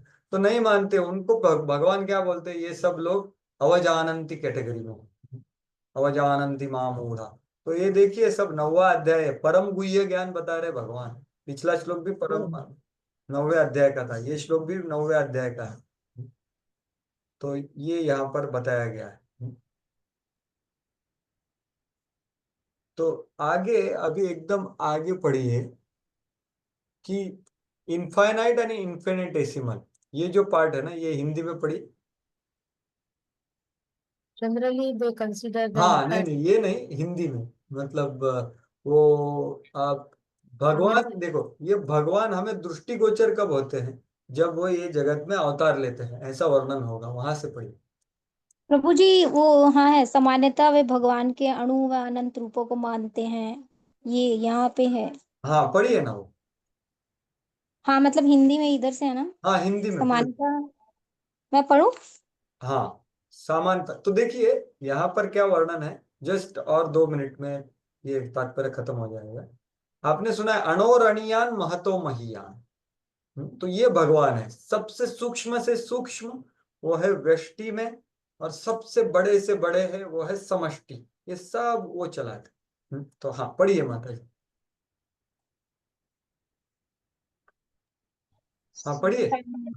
सामान्यतः वे भगवान के अणु व अनंत रूपों को मानते हैं क्योंकि वे स्वयं अणु अथवा अनंत नहीं हो सकते, किंतु उन्हें यह समझना चाहिए कि यह अणु और अनंत रूप ही भगवान की सर्वोच्च महिमा नहीं है।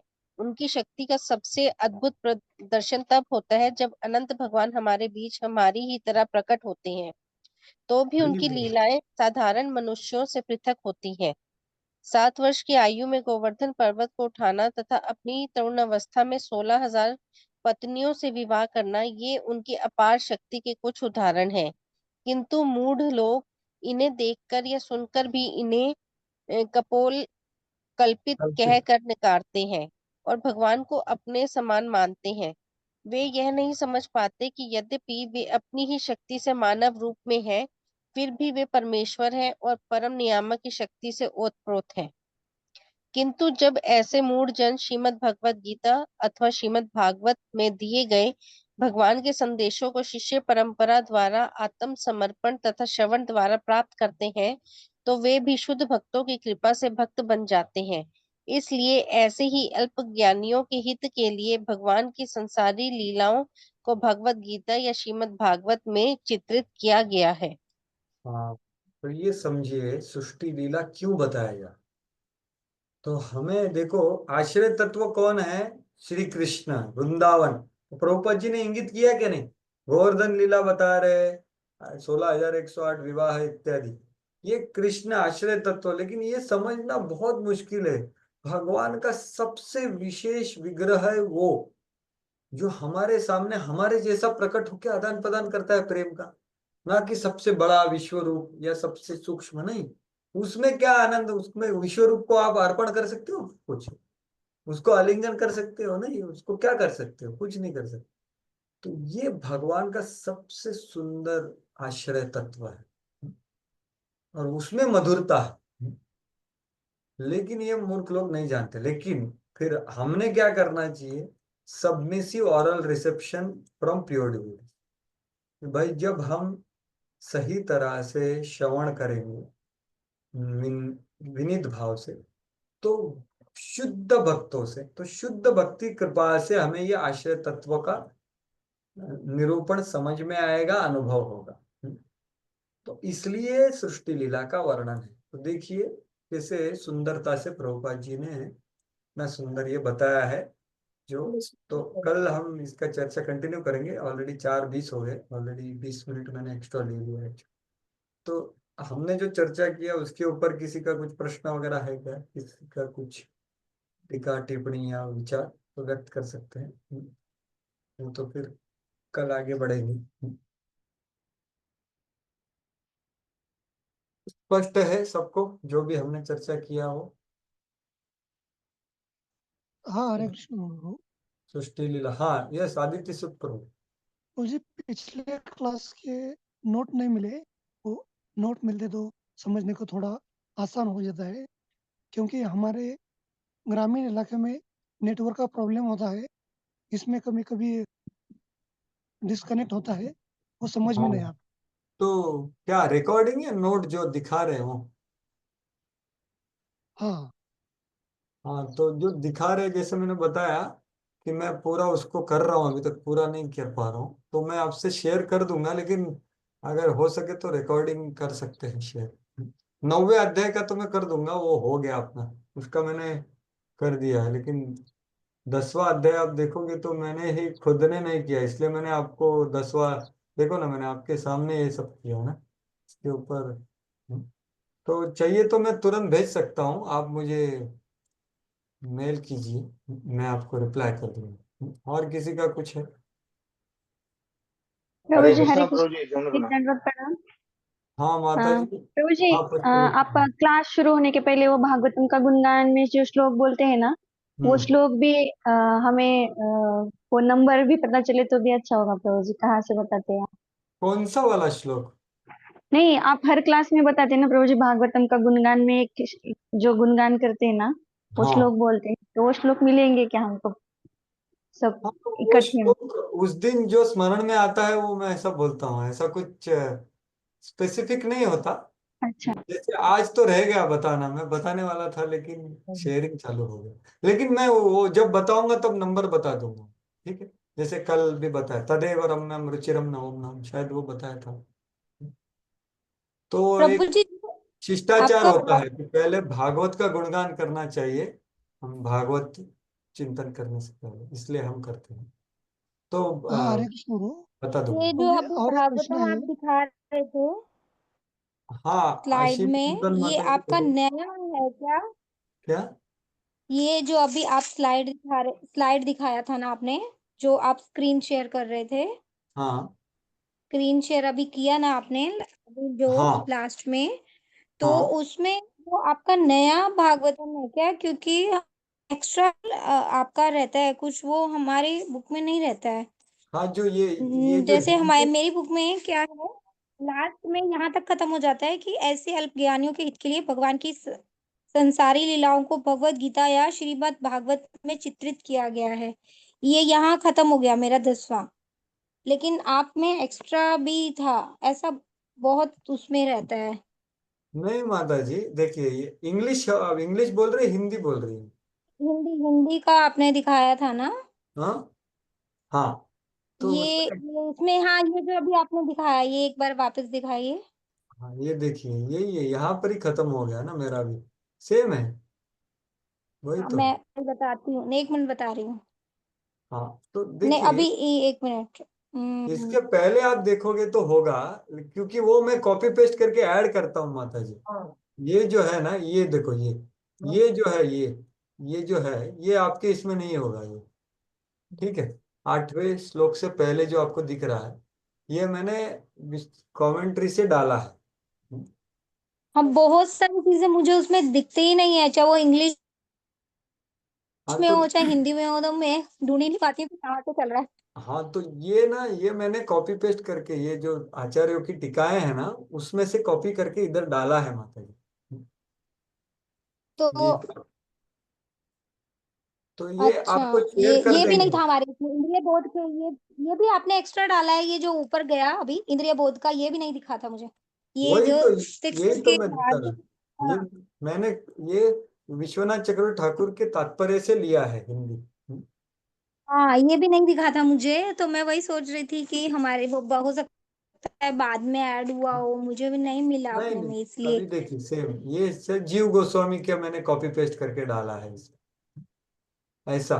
तो ये आचार्यों का, अच्छा, ये बीच में देखिए। ही आपने ऐड कर दी? हाँ बीच में क्यों? क्योंकि ये 2 श्लोकों अच्छा, का जो लिंक है ना, वो है, इस श्लोकों में 9 विषय का स्वरूप बताते हाँ हुए। हाँ, मतलब वो हमें समझाने के लिए। हाँ बिल्कुल, तो हाँ आसान हो जाता है समझने के लिए और वर्णन करने के लिए, इसलिए वो हाँ। डाले। तो प्रभु जी, आप ये फर्स्ट कैंटो और सेकंड कैंटो का जितना आपने किया हुआ है, वो फिर वो अगर भेजेंगे तो हमें रीड करने के समझने में एक्चुअली वही आसानी ना, रहेगा। मैंने हिंदी में नहीं दिया ना उसको, जितना तो मेरे हुआ है पास उतना। हिंदी में नहीं, जो हार्डली इंग्लिश कुछ, है वो। इंग्लिश का भी सभी कुछ नहीं दिया, कुछ किया हुआ है। तो आप जब अध्ययन करती है, उसको मैं शेयर हाँ, करूंगा, आपको इधर, ठीक है। हाँ, हरे कृष्ण प्रभु। कि हाँ हरे अगर कृष्ण। हम हाँ प्रभु एक जी, दो का मेरे स्क्रीन पिछले है। क्लास से एक प्रश्न है हाँ कि हाँ आपने जो बताइए। माया के जो 3 स्तर बताए थे, 3 वृत्तियां, प्रधान, अविद्या और विद्या। बिल्कुल विद्या सही। के बारे में थोड़ा स्पष्ट कीजिए। हाँ करता हूँ, बिल्कुल, बहुत अच्छा। तो ये जो चतुश्लोकी है, उसके बारे में आप पूछ रहे हो, बराबर। हाँ बिल्कुल सही। तो माया की 3 वृत्तियां हैं प्रभु। कौन सी माया है हाँ ये बहिरंग शक्ति माया, ठीक है। उसकी कितनी वृत्ति है? 3 वृत्ति है। कौन सी 3 वृत्ति है? एक है प्रधान, एक है अविद्या, और एक है विद्या। हम्म, तो इसका आप थोड़ा इंग्लिश देख लीजिए, मैं स्लाइड दिखा रहा हूँ, जिससे आपको स्पष्ट इजी हो जाएगा। अभी इसका हिंदी स्लाइड में बना नहीं पाया अभी तक। आपको दिख रहा है प्रभु जी? हाँ, दिख रहा तो माया के 3 वृत्तियां हैं। एक है प्रधान। तो प्रधान क्या है? अधिष्ठान माया है। ये मतलब ये जो पदार्थ है ना, 24 तत्व, वो है, वास्तविक है वो मन गढ़ंत नहीं, वास्तविक है। भूमि रापो नलो वायु खम इत्यादि 24 तत्व है। वो जो है वो उपादान कारण है, उसको प्रधान बोलते हैं। तो प्रधान प्रकृति होता है, फिर महतत्व, फिर अहंकार, फिर भूमि बनता है ना उसका। तो ये सब चीज को प्रधान बोलते हैं, ठीक है। ये हो गया पदार्थ, ये वास्तविक है। और अविद्या क्या है? ये अविद्या, ये 5 जो हमारे हमारे आत्मा के ऊपर जो 5 परतें लगाई जाती है ना ब्रह्मा जी के द्वारा सृष्टि के निर्माण करते वक्त, उसको अविद्या बोलते हैं। जैसे कि अविद्या, अस्मिता, राग, द्वेष, अभिनिवेश। तो ये 5 स्तर की अविद्या होती है। तो ये 5, जैसे कोई आदमी जेल में जाता है ना, तो जेल में उसको उधर का एक यूनिफॉर्म दिया जाता है, बराबर। वैसे ही हम जब पहले ये भौतिक जगत में प्रवेश करते ही सबसे पहले ये 5 पट्टी डाली जाती है, तो ही हम देख सकेंगे ना ये आभास को, ये भौतिक जगत के प्रतिबिंब को कैसे हम देखेंगे। तो ये होता है अविद्या के 5 परतों की वजह से। ये 5 परतें कौन सी है? ये है अविद्या, अस्मिता, राग, द्वेष, अभिनिवेश। तो ये है अविद्या, जो 5 परतें होती हैं। और ये अविद्या को अगर आपको निकालना है तो विद्या का इस्तेमाल करना पड़ेगा। वो क्या है? वो 4 तरह की विद्या है, जो 4 कुमार। वो है सांख्य, योग, वैराग्य, तपस्या। ये 4 कोई भी करता है ना, तो ये परतें कम हो जाती है, तो वो वास्तविकता के पास में आता है। अरे वो फिर रिपीट कीजिए, 4 कौन से? सांख्य, वैराग्य, तपस्या, योग, ये है विद्या। ये तीसरे स्कंद के 12वें अध्याय में आएगा विस्तार रूप से, लेकिन यहाँ पर इतना वर्णन सफिशिएंट है। तो ये तीनों चीज किसका है? ये है बहिरंग शक्ति। बहिरंग शक्ति के द्वारा ये 3 चीज का नियंत्रण होता है। तो ये जो है, ये है भगवान का माया। और इसका प्रभु जी हम्म, प्रधान का वापस बताइए ना, वो बीच में डिस्कनेक्ट हो रहा था। प्रधान में आपने एक्सप्लेन किया था ना कि 24 तत्व होते हैं, फिर आगे हाँ सुनाई नहीं बस दिया वही था प्रधान बीच में। मतलब वही 24 तत्व। ये पदार्थ जो है ना, ये वास्तविक है, ये इमेजिन्ड नहीं है। जैसे ब्रह्म सत्य जगन मिथ्या बोलते हैं ना मायावादी लोग, तो हम वैसा नहीं बोलते। ये प्रधान प्रधान से ही 24 तत्व आते हैं, और ये वास्तविकता है। तो ये 24 तत्वों से जो निर्मित होता है वो है प्रधान। तो माया हमें ये जो देह है, हमको ये जो देह दिया है, हम उसको मेरा मानते हैं ना, तो ये बना किससे है? 24 तत्वों से बना है कि नहीं? तो ये प्रधान से बना है। लेकिन अविद्या की वजह से मैं नहीं हूं, तो भी ये मैं मानता हूं।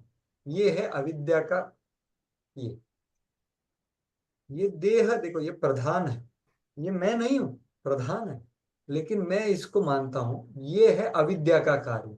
अविद्या। अस्मिता क्या है? देखो, अविद्या मतलब पट्टी बांध दिया कि मैं कौन हूं, मैं नहीं जानता। उतना ही नहीं करती माया, क्या करती? प्रक्षेपण शक्ति हमको बोल देती है कि तू है पुरुष और ब्रह्मचारी, ये लो, ऐसा प्रक्षेपण कर देती। उसको बोलते हैं अस्मिता। अहम ब्रह्मचारी अस्मि। अस्मिता, कि मैं एक स्त्री हूं, मैं एक पत्नी हूँ, मैं एक ब्रह्मचारी हूँ, मैं एक वानप्रस्थ हूँ, मैं एक पुरुष हूँ, मैं एक कुत्ता हूँ। ये है गई अस्मिता।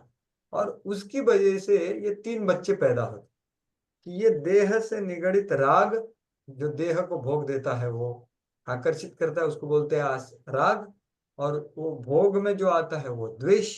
भोग में कोई बीच में आता है तो होता है द्वेष। और उसमें पूरा अभिनिवेश हो जाता है आदमी को, और वो मृत्यु से डरता है, उसको बोलते हैं अभिनिवेश। तो ये जो 5 परतें जो है ना, ये है, ये सच नहीं है, क्योंकि आत्मा मरता नहीं है ना। लेकिन ये माया की, अविद्या की शक्ति की वजह से ये 5 परतें अपने ऊपर लगाई है, इसलिए हम डरते हैं। तो ये है अविद्या। तो ये सच नहीं है, ये हमें अनुभवित किया जा रहा है क्योंकि हमारा इच्छा है। लेकिन आध्यात्मिकतावादी लोग विद्या का इस्तेमाल करके अविद्या को निकालते हैं। तो वो है 4 तरह की विद्या। लेकिन कितना भी विद्या कर लो, लेकिन भक्ति नहीं करेंगे ना, तो ये माया में ही रहेंगे। तो वो बहिरंग शक्ति में नहीं आती, तो अंतरंग शक्ति का कृपा। तो उससे ये पूरा अविद्या चला जाता। तो अभी हो गया स्पष्ट प्रभु? आपने जो विद्या के बारे में बोला था ना, विद्या जो परंपरा से जो ज्ञान आता है वो हाँ, विद्या में आता है। नहीं, वो विद्या में नहीं आता, वो अंतरंग शक्ति से आता है। हम लोग बात करें बहिरंग शक्ति का। अंतरंग शक्ति से सॉरी। देखो, माया 2 प्रकार का होता है। एक कौन सा माया है? महामाया है। तो महामाया का 3 योग माया। वृत्ति मैंने बताया। योग माया का 3 वृत्ति अलग है, संवित, संधिनी, लादिनी, वो अलग है। और आप जो बोल रहे हैं, इस तात्पर्य के अंतिम जो पढ़ा था, वो क्या था? हाँ शुद्ध भक्त। वो बहुत जरूरी पॉइंट आपने निकाला, वो पढ़ना चाहिए वापस। हम्म, देखिए ये जो पॉइंट है, हाँ निकल। कौन सा? 10वें श्लोक के अंतिम, हाँ यहाँ पर। हाँ, ये जो बोला किंतु, ये है ना, किंतु ऐसे मूढ़ जन भगवत गीता अथवा भागवतम में दिए गए भगवान के संदेशों को गुरु शिष्य परंपरा द्वारा आत्मसमर्पण तथा श्रवण द्वारा प्राप्त करते हैं। तो ये हमें करना है, आत्मसमर्पण करके श्रवण करेंगे गुरु शिष्य परंपरा। तो क्या प्राप्त होगा हमें? शुद्ध भक्तों की कृपा। तो शुद्ध भक्त के पास अंतरंग शक्ति है, तो वो हमें ऊपर कृपा करेगी और फिर हमें यो उसकी वजह से भागवत का समझना है। तो ये जो यहाँ पर जो वर्णन हो रहा है वो विद्या और अविद्या के परे है। ये पराविद्या बोलते हैं इसको, जो पराशक्ति से आ रही है। ये शुद्ध भक्ति के हृदय में महात्मानस तुम पार्था दैवीम प्रकृति माश्रिता, बराबर की। तो वो लोग हम पे ऊपर कृपा करेंगे तो कुछ हम योग माया की कृपा प्राप्त कर सकते हैं, श्रीमती राधा रानी की कृपा। तो ये विद्या से अलग है प्रभु जी। हरे कृष्ण प्रभू, चार विद्या चार सांगितली, चार अविद्या नष्ट होण्याची चार गोष्टी। हाँ, तो अविद्या नष्ट होती है ये चार विद्या के हिस्से। जैसे चार कुमार थे ना, ये चार कुमार ये चार चीजों को दर्शन करते, लेकिन वो क्या जान सके? अहम ब्रह्मास्मि। लेकिन वो भगवान का अनुभव नहीं कर सकते थे ना, इसलिए वो जब तीसरे स्कंद के 15वें अध्याय में भगवान के द्वार पे जाते हैं ना, तो वहां उनके ऊपर भगवान के अंतरंग शक्ति का कृपा हो। तो तब तक तो ये जो विद्या जो है ना, ये जो चार चीज है प्रभु जी, क्या है वो? सांख्य, वैराग्य, तपस्या और योग। इससे ज्यादा से ज्यादा हम तक कहाँ तक जा सकते हैं? अहम ब्रह्मास्मि पास, उसके परे हम नहीं जा सकते ये विद्या की शक्ति से। मैं भगवान का सेवक हूं या भगवान का जो अनुभव है वो शुद्ध भक्ति कृपा से आता है। तो चार कुमार जो ये चार विद्या के जो स्रोत है, उनको भी भगवान का अनुभव जय विजय की कृपा की वजह से हुआ, जो अंतरंग शक्ति की कृपा। तो ये बात है, ठीक है प्रभु जी। हरे कृष्ण प्रभु जी, मैं एक क्वेश्चन पूछ 2.9.6 में हाँ, एक सेकंड, ये स्पष्ट हो गया प्रभु जी? राघवेंद्र प्रभु? हाँ यस प्रभु। हाँ यस प्रभु। एक्चुअली राघवेंद्र प्रभु मतलब बहुत सीनियर भक्त है, वो नम्रता से पूछ। ठीक है प्रभु, हरे कृष्णा। यस, अर्घ चैतन्य प्रभु। हरे कृष्ण प्रभु जी, प्रभु जी। प्रभु जी 2.9.6 में परपट में प्रभुपाद जी ने यहाँ पे लिखा है कि ब्रह्मा जी को 18 अक्षर वाला मंत्र से दीक्षित किया गया था। वो कौन सा मंत्र है प्रभु जी? एक्चुअली ये मतलब मैंने भी स्टडी नहीं किया, लेकिन हमारा जो आप भी सेकंड इनिशिएटेड हो ना। यस। हाँ, तो जो काम गायत्री था वो शायद है वो, लेकिन वो कितना अक्षर का होता जो? तो काम गायत्री मंत्र का उनको इनिशिएशन हुआ एक्चुअली, और जो कृष्ण ने दिया। करेक्ट प्रभु जी, हमने गूगल जब इसको पढ़ा था उस समय, फिर मैंने गूगल किया था तो वही है, तो मैं जस्ट कंफर्म करना चाह रहा था, वही था कुछ और था। करेक्ट बोला आप। वही है एक्चुअली वही है। क्या है ना, भागवत में पूरा स्टोरी नहीं बताया जाता। उनको एक्चुअली कृष्ण का दर्शन हुआ था और वही गोलोक वृंदावन को भी दिखाया था। उनके बाद उन्होंने ब्रह्म संहिता भी बोला था, और फिर उनको वैकुंठ का दर्शन हुआ और चतुश्लोकी बताया। तो ये पार्ट भागवतम में दिया है, लेकिन जीव गोस्वामी बताते हैं कि ये सब पूरा दर्शन हुआ उन्हें। Thank you. दूसरा मैं थोड़ा सा पीछे ले जाऊंगा प्रभु जी। एक जगह परमात्मा के माप का आया था 9 इंचेस बताया गया है। Correct yes. वो मैं दो उसको जगह पे आता समझना है। चाह रहा हूँ प्रभु जी, उसको कैसे एक्सप्लेन किया गया? 9 इंच किस तरह से है ये? हाँ, वो जो साक्षात्कार करता है जो भगवान, वो दर्शन कर पाएंगे इस साइज में? हाँ, योगी लोग जो दर्शन करेंगे, या परीक्षित महाराज ने भी जो दर्शन किया ना अपने हृदय में तब भी, तो वो उसका वर्णन है अष्टांगुल मात्रम ना, शायद पहले स्कंद में आता है ये, अंगुष्ठ मात्रम ऐसा कुछ तो आता है अपना। तो वो जो आकार है परमात्मा का, उसका एक डायमेंशन भी दिया जाता है प्रभु जी। जैसे हम कहते हैं ना हमारे हृदय में परमात्मा रूप में भगवान विराजमान है, तो उस कॉन्टेक्स्ट में पूछ रहा था कि अगर हमारे हृदय में परमात्मा रूप में भगवान विराजमान है, परमात्मा का साइज ये है, तो वो तो विजिबल होता नहीं। एक्चुअली देखिए, इसलिए ना देखो ये सूक्ष्म शब्द का अर्थ सही तरह से समझना चाहिए। देखो एक होता है स्थूल, स्थूल चीज को आप ये चर्म चक्षु से या आंखों से, नाक से अनुभव कर सकते, लेकिन सूक्ष्म चीज उपस्थित है तो भी नहीं दिखता।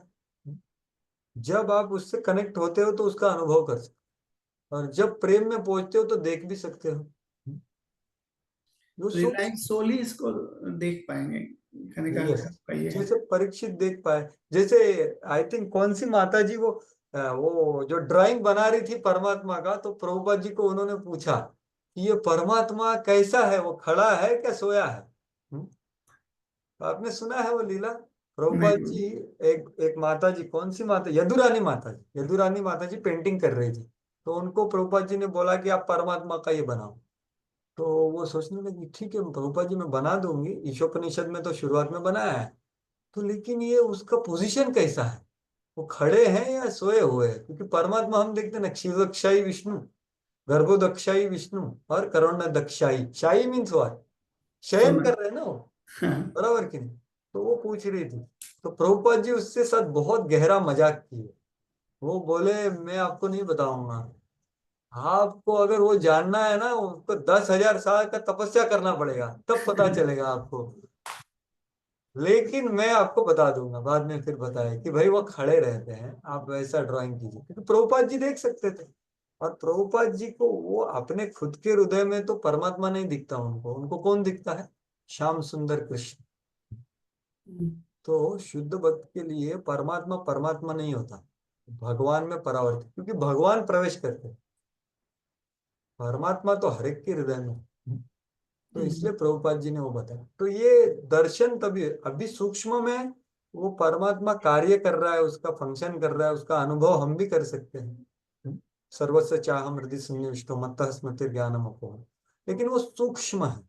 तो वो सूक्ष्म का दर्शन ये उनके अंतरंग शक्ति की कृपा से होता है। तो ये योगी जो है, तीसरे स्कंद में आप पढ़ोगे तो योगी ये दर्शन भी करता है परमात्मा का, वो करता है दर्शन। जब वो शुद्ध हो जाता है तो वो दर्शन देख के रोता है, ऐसा वर्णन है। Thank you. मैनेजमेंट से एक रिक्वेस्ट है, जो मैं बार बार रिक्वेस्ट कर रहा हूँ लेक्चर्स रिकॉर्डिंग अवेलेबल कराने के लिए, क्योंकि जैसे आप अभी बहुत इजी टू अंडरस्टैंड नहीं है ये टॉपिक एक बार में श्रवण करने से। तो अगर लेक्चर्स मिल जाए तो प्रभु जी, ताकि हम ज्यादा अच्छे तरह से और इसको समझ सकते हैं। हाँ, तो मैं अभी प्रार्थना करता हूँ कि मैनेजमेंट वाला कोई भक्त इधर सुन रहा है क्या? मेरे को पता नहीं, कोई है क्या इधर? हरे कृष्ण प्रभु जी, मैं मैनेजमेंट का तो राजेश नहीं, प्रभु जी। लेकिन है वो अपना जो व्हाट्सएप ग्रुप है ना प्रभु जी, हाँ, उसका जो डिस्क्रिप्शन है उसके अंदर लिंक है यूट्यूब का, तो उसमें है, अपलोड हुए हैं। अ, इस आज वाला क्लास नहीं हुआ होगा, उससे पहले ये तक का आज वाला है। तो ठीक है, पिछले वाला हाँ, हो गया है था। है है प्रभु जी, मैंने अच्छा, सुना। तो आप, हाँ आपके पास लिंक है वो आप वो चेतन? आप व्हाट्सएप ग्रुप में है, सबके पास है प्रभु जी। हाँ, तो शायद आज का क्लास आपको मिलने के लिए शायद विलंब हो जाए, एक दिन का, शायद पता नहीं कितना दिन वो। वो मंडे ट्यूसडे को करते हैं प्रभु जी। हर ये मंडे प्रभु जी, ट्यूसडे उसमें को अपलोड? इतना हाँ, मैंने हर देखा मंडे है उसको ट्यूसडे भी, करते हैं। जो यूट्यूब चैनल है उसमें इतने लेक्चर्स होते हैं प्रभु जी को उसको सर्च नहीं करना नहीं नहीं और नहीं फिर। नहीं, सबसे लास्ट में नीचे जाइए प्रभु जी, मिलेंगे आपको। समर्पण गो प्रभु के सबसे लास्ट में है, जो 50 ऑनवर्ड्स इस तरह से है ना, 50 51 52। ये मैंने सुना प्रभु जी, मैं जब वृंदावन में अच्छा, था तो मैं नहीं सुन पाया था क्लास, हाँ, तो मैंने रिकॉर्डिंग सुनी थी फिर। तो ठीक रिकॉर्डिंग, है। सारी रिकॉर्डिंग है प्रभु जी, डोंट वरी। दूसरा प्रभु जी एक और था कि जैसे बीवीआरवी का कोई स्टैंडर्ड पीपीटी नहीं है क्या, टॉपिक चैप्टर वाइज या फिर कैंटो वाइज, ताकि अगर हम लोग को शेयर किया जा सके तो आगे हम लोग को रेफरेंस के तौर पे हम उसको यूज कर सकते हैं। जनरली क्या हर लेक्चर, अभी जितने भी लेक्चर आ रहे हैं सबका अपना पीपीटी है, जैसे प्रभु जी का है, और हाँ, तो कोई स्टैंडर्ड। अलग अलग शिक्षक होते हैं ना, तो वो अलग अलग हाँ, जाते हैं प्रभु, ये एक स्टैंडर्ड अभी बीवीआरवी का कोई स्टैंडर्ड पीपीटी हो कुछ नहीं, नहीं, ऐसा? नहीं, मैंने नहीं तो है। नहीं सुना ऐसा कुछ। वो खाली लेकिन हैंडबुक है, जो हर एक यूनिट की हैंडबुक दी जाती है, वही है हाँ, प्रभु जी। वही है। अच्छा, ठीक है। ठीक है भैया, थैंक यू। और किसी हरे का हम कृष्ण लोग प्रभु कर जी। सकते हैं उसके हरे बारे में? कृष्ण प्रभु जी। हाँ, हाँ पुष्पलता प्रभु जी, माता अभी जी वो, बताइए। हाँ प्रभु जी ने अभी वो बोला था ना, वो 18 अक्षरी मंत्र कौन सा है, तो हमने सुना था कि जीव गोस्वामी क्रम संदर्भ में वो बताया है शायद। क्लीम कृष्णाय गोविंदाय हरे गोपीजन कृष्णा वल्लभाय। ओ बोलिए मत। वो बोलना अच्छा, नहीं होता, वो बोलना नहीं होता। ओके, सॉरी सॉरी प्रभु जी। एक्चुअली ये शिष्टाचार है शास्त्रों में, इसलिए मैंने चिल्लाया क्यों ओके अब, प्रभु जी। क्योंकि ये बोलना नहीं होता। ये मैंने सुना तो मेरा गलती भी है, समझ में आया तो। कहते हैं ओके प्रभु जी, ओके, यदि बात जिसने प्रभु मंत्र जी। बोल दिया ना, फिर वह संबंध टूट जाता है। हम्म, तो कोई बात नहीं, माता जी को पता नहीं था तो कुछ समस्या नहीं माता जी, लेकिन ये जानिए कि ये जो गायत्री मंत्र जो होता है ना माता जी, अच्छा, ये वो गायत्री मंत्र मंत्र है क्या प्रभु जी? एक काम गायत्री मंत्र है जो आपको अच्छा, ग्रहण होगा जब आप दूसरा, शायद आपने लिया भी होगा दूसरा। नहीं नहीं लिया, हाँ, तो दूसरा आप जब इनिशिएशन नहीं। लेंगे तो आपके गुरु महाराज आपको बताएंगे, जिससे आप विग्रह सेवा करोगे इत्यादि। तो ये जो है ये उसका उच्चारण कभी नहीं करते। कभी नहीं उच्चारण करना उसका। वो आजकल तो लोग कौन सा भी गायत्री वो माइक में लगाते हैं, मूर्खता है बिल्कुल। कौन सा भी गायत्री जो सूर्य गायत्री लगाते हैं ना, ये गायत्री मंत्र बहुत स्पेसिफिक है, इसलिए मैं अभी बताया। तो ठीक है, तो वो काम गायत्री उनको बताया था जिसके द्वारा उनको सब साक्षात्कार हो गया। तो ये जो आजकल रिकॉर्डिंग में माइक पे बहुत, जैसा आपने भी कहा, तो ऐसे लोगों से कैसे, क्या हम लोग भी उस रास्ते से गुजरते हैं, कई सारे लोग सुनते हैं इस चीज को, उस गायत्री को। हम सुनते इस्कॉन में तो कभी नहीं नहीं, करते। इस्कॉन में नहीं, जैसे बाहर कहीं भी आप घर और बाहर से करते किसी हम फंक्शन में निकल रहे हैं तो लोग बजा देते हैं उसको। कलयुग में क्या कर सकते हैं।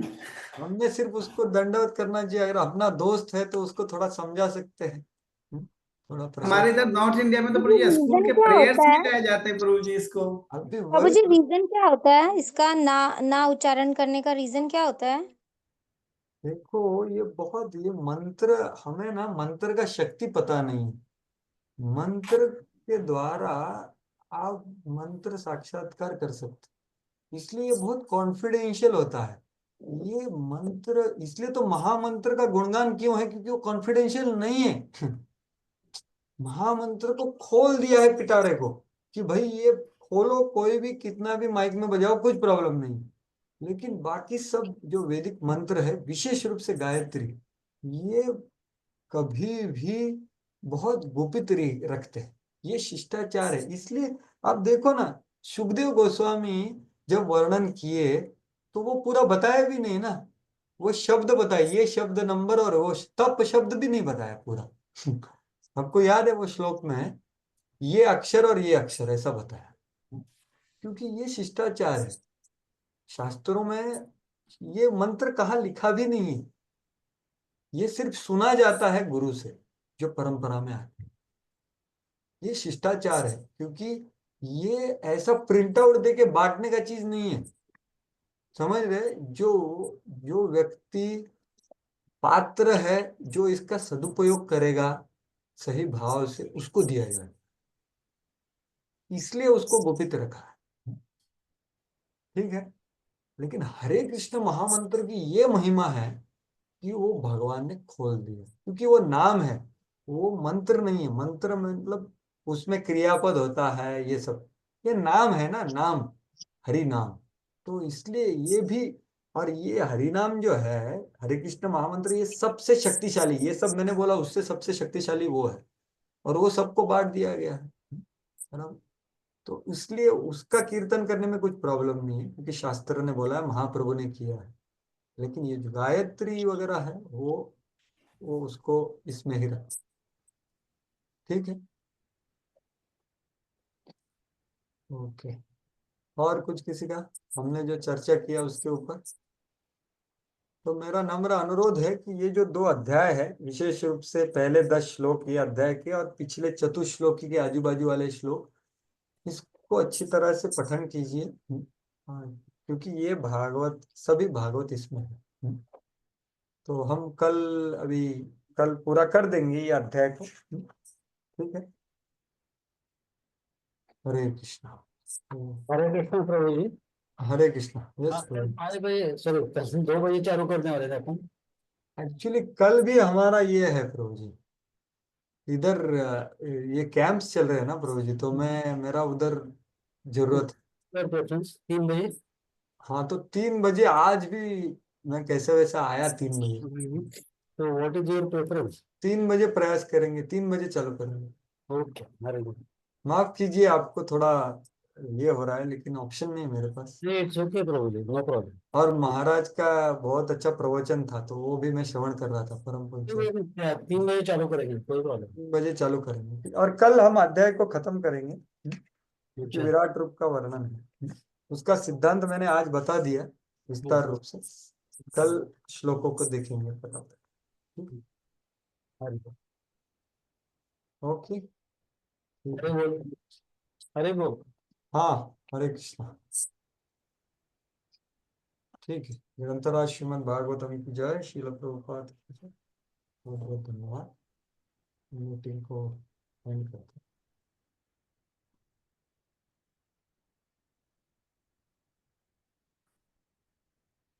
हरे कृष्णा राजेश प्रभु जी, सुन पा रहे हैं आप?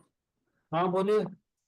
प्रभु जी, जैसा हमने कहा था कि कुछ क्वेश्चंस जो होते हैं जिसका आंसर नहीं मिल पाता है, तो एक आपने के ग्रुप्स जहाँ पे हम लोग डिस्कस कर सकें उसका, या फिर उसी ग्रुप में मैसेज करने का अलाउ किया जाए, या तो अच्छा अच्छा, उनके ग्रुप बनाने का बोल रहे थे ना आप? आप कह रहे थे ना कि एक अलग से ग्रुप बना देते, जैसे चैप्टर 5 का था, एक नारद मुनि की उपमा अखरोट का दिया हुआ था, क्वेश्चन में कुछ आमला है, कुछ इस तरह से दिया हुआ है। मुझे वो अखरोट मुझे भी नहीं मिला था, वो आंवला ही है, उसमें वो गलत है आई थिंक, मुझे तो यही लग रहा है, क्योंकि वो उसमें एक्सप्लेनेशन में ना वो आंवला ही था जो उसमें तात्पर्य में था आई क्योंकि थिंक। हम लोग का आपस में डिस्कशन कहीं नहीं हो पा रहा माता जी, अगर कुछ क्वेश्चंस हैं जिसका अगर खुद हमारी अंडरस्टैंडिंग क्लियर नहीं हो पा रही, तो कहाँ पे गाइडेंस ले हरे इमीडिएट। कृष्णा राजेश प्रभु जी। जो वो भी मिला हुआ है ना, उसमें भी मिस्टेक्स लग रही है मुझे, जो उसका वो मिलता है ना अपने को पीडीएफ, जो अ, सभी चैप्टर का एक बुकलेट। सार मिलता है, हाँ जो क्वेश्चंस के साथ मिलता है, वो भी मैं उसको पढ़ के तो कई बार कंफ्यूज हो जाती हूँ, मुझे पता नहीं चलता। हाँ, हरे कृष्णा, मेरा एक सजेशन ऐसा है कि अभी अपना ये जो ग्रुप है ना, जिसमें हम ज्वाइन करते हैं भक्ति वगैरह, उसके अंदर अबाउट 80 नेम्स है। तो सबके लिए ग्रुप करने की जरूरत भी नहीं। जो अभी 20-21 लोग जो रहे हैं अपने कंटिन्यूसली, दे शुड एक आपको मेरे को मैसेज कर दीजिए व्हाट्सएप के ऊपर आपका नाम और number, so that I can collate them and make a group of them. ठीक है ना? क्योंकि अगर वो को मैं अगर मिरर करूंगा तो सब उसमें 80 लोग जो है, जो नहीं है, they are not attending the class, even they will be unnecessary included in the group. तो व्हाट आई सजेस्ट दैट जिसको जिसको ग्रुप में आने का है, just drop me message accordingly so that I can prepare a group. ठीक है ना? हरे कृष्णा। तो आपको नंबर भेजो गुरु जी। हाँ, आप भेजिए आपका नंबर, नाम, जिनको जिनको इंटरेस्ट है उसमें, तो उनको ऐड कर दूंगा मैं। और जो मेरे को मालूम है, जो रेगुलर आ रहे हैं, उनको भी मैं ऐड कर दूंगा। तो एक ऐसा ग्रुप बना देंगे कि इस नाम से, दैट आई जस्ट एक्सप्लेन, और वो हिसाब से ठीक है ना? हाँ, उसमें हम लोग आपस में इंटरेक्ट कर सकते हैं गुरु जी, हाँ, क्वेश्चंस को लेकर। समझा, क्योंकि इसके अंदर एडमिन कैन सेंड मैसेज है, so that we cannot talk in between. We make a group where everybody will be allowed to exchange their views and things. Is it? बढ़िया रहेगा भाई, मुझे लगता है इसका ये बेनिफिशियल रहेगा। उसको आने का ग्रुप के अंदर, क्योंकि कैसा होता है कि ये जो है ना, जब अभी आज 21 लोग प्रेजेंट है, तो 21 लोगों के जैसा वो निकल जाता है, मेरे पास कुछ उसका डाटा नहीं रहता है। So that it will be better if you can make a basis to me, so that I will make form a group and add those names who will be interested in coming into that group. ठीक है ना? मैं send करता हूँ भैया आपको।